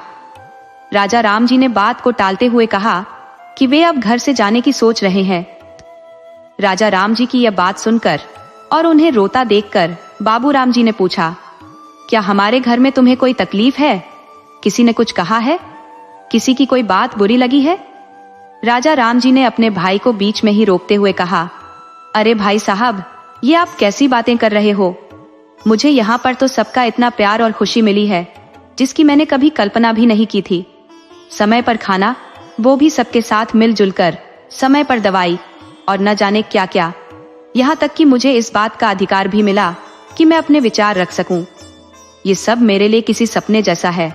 राजा राम जी ने आगे कहा, भाई साहब, मैं तो कब का अपने बच्चों के व्यवहार के कारण अपनी जिंदगी से हार मान चुका था, लेकिन यहाँ आप सभी के साथ ने मुझे फिर से जीने की उम्मीद दी है। पर अब मुझे डर लगने लगा है कि अगर मुझे इस सब की आदत पड़ गई तो मैं अपनी बाकी की जिंदगी कैसे जी पाऊंगा, क्योंकि मैं और ज्यादा आप सभी पर बोझ नहीं बनना चाहता। राजा राम जी की बातें सुनकर बाबू राम जी बोले, अरे राजा राम, तुम कहीं नहीं जा रहे। अब हम दोनों भाई साथ रहेंगे मरते दम तक। तुम अब मेरे घर का हिस्सा हो। राजा राम और बाबू राम बस नाम अलग है, तन अलग है, लेकिन मन एक ही है। और अगर तुम्हें फिर भी लगता है कि तुम बोझ हो तो मैं तुमसे पहले इस घर से जाऊंगा। बाबू राम जी की ये बातें सुनकर राजा राम जी की आंखों से आंसू झरझर बहने लगे। वे अपने भाई के गले मिलकर रोने लगे। ऐसा करते हुए वे खुद को रोक नहीं पाए। राजा राम जी ने अपने भाई से कहा, भाई साहब, जिंदगी का क्या है, क्या क्या रंग दिखाती है। जिन बच्चों के लिए मैंने अपनी पूरी जिंदगी दांव पर लगा दी, अपना सब कुछ न्योछावर कर दिया, वही मेरी बेटियां आज मेरे लिए पराई हो गई है। और जिन्हें मैंने कभी प्यार नहीं किया, जिनकी कभी दुख तकलीफ नहीं पूछी, जिन्होंने मुझसे कभी किसी भी बात की उम्मीद नहीं की, वे बच्चे और बहुएं आज मुझे अपने से अलग नहीं होने देना चाहते। राजा राम जी बोले, सच कहा है किसी ने, आज के जमाने में लड़कियां लड़कों से कम नहीं है। जहां एक तरफ लड़के माँ बाप से अपना हक मानने में पीछे नहीं हटते, उन्हें माँ बाप से कुछ लेना देना नहीं होता, सिर्फ पैसे से प्यार होता है, वहीं आजकल लड़कियां भी ऐसी होती जा रही है। उन्हें माँ बाप से ज्यादा उनकी दौलत से प्यार है। राजा राम जी ने कहा, मैं सबके बारे में तो नहीं कह सकता, लेकिन मेरी बेटियां ऐसी है जिन्हें मुझसे प्यार नहीं है भाई साहब। और जहां हम लड़कों को हमेशा गलत मानते हैं, बहुओं को कभी अपना नहीं समझते, वहीं बहुएं सास ससुर के बुरे वक्त में उनके साथ रहती है, उनकी सेवा करती है। लड़के भी उनका ख्याल रखते हैं। कौन सी लड़की है जो अपना घर बार छोड़कर अपने माँ बाप की सेवा करने आती है? सेवा हमेशा बहुएं करती है। राजा राम जी बोले, भाई साहब, यहाँ भी मैं किसी की बुराई नहीं कर रहा, पर अपने घर के बच्चे तो ऐसे ही है। मैंने अपने जीवन में ये दोनों बातें सीखी है। आज के समय में लड़के लड़कियां और बहू बेटी सब एक जैसे हैं। चाहे माँ बाप के हिस्से की बात हो या उनकी संपत्ति की। जहाँ एक तरफ लड़के बुरे हैं, वहीं लड़कियां भी बुरी है, और जहाँ बहुएं बुरी है, वहीं दामाद भी बुरे हैं। सब कुछ एक जैसा नहीं होता। आज राजा राम जी हमारे बीच नहीं है। उन्हें इस दुनिया से गए 1 साल और 3 महीने हो चुके हैं, पर वे मरते दम तक अपने भाई के साथ ही रहे। उन्हें किसी ने भी कहीं और नहीं जाने दिया, न किसी बेटी के घर और न ही किसी वृद्धाश्रम में। भगवान के आगे किसी की नहीं चलती, बस वहां जाने से उन्हें कोई नहीं रोक पाया। लेकिन अपने बुढ़ापे के अंतिम दिन उन्होंने बाबूराम जी और उनके परिवार के साथ बड़े ही प्यार से खुशी खुशी बिताए। उनके आखिरी दिन बहुत ही सुखद बीते और उनके चेहरे पर मरते वक्त एक शांति और खुशी थी, जो उन्हें अपने भाई के घर में प्यार और सम्मान मिलने से मिली।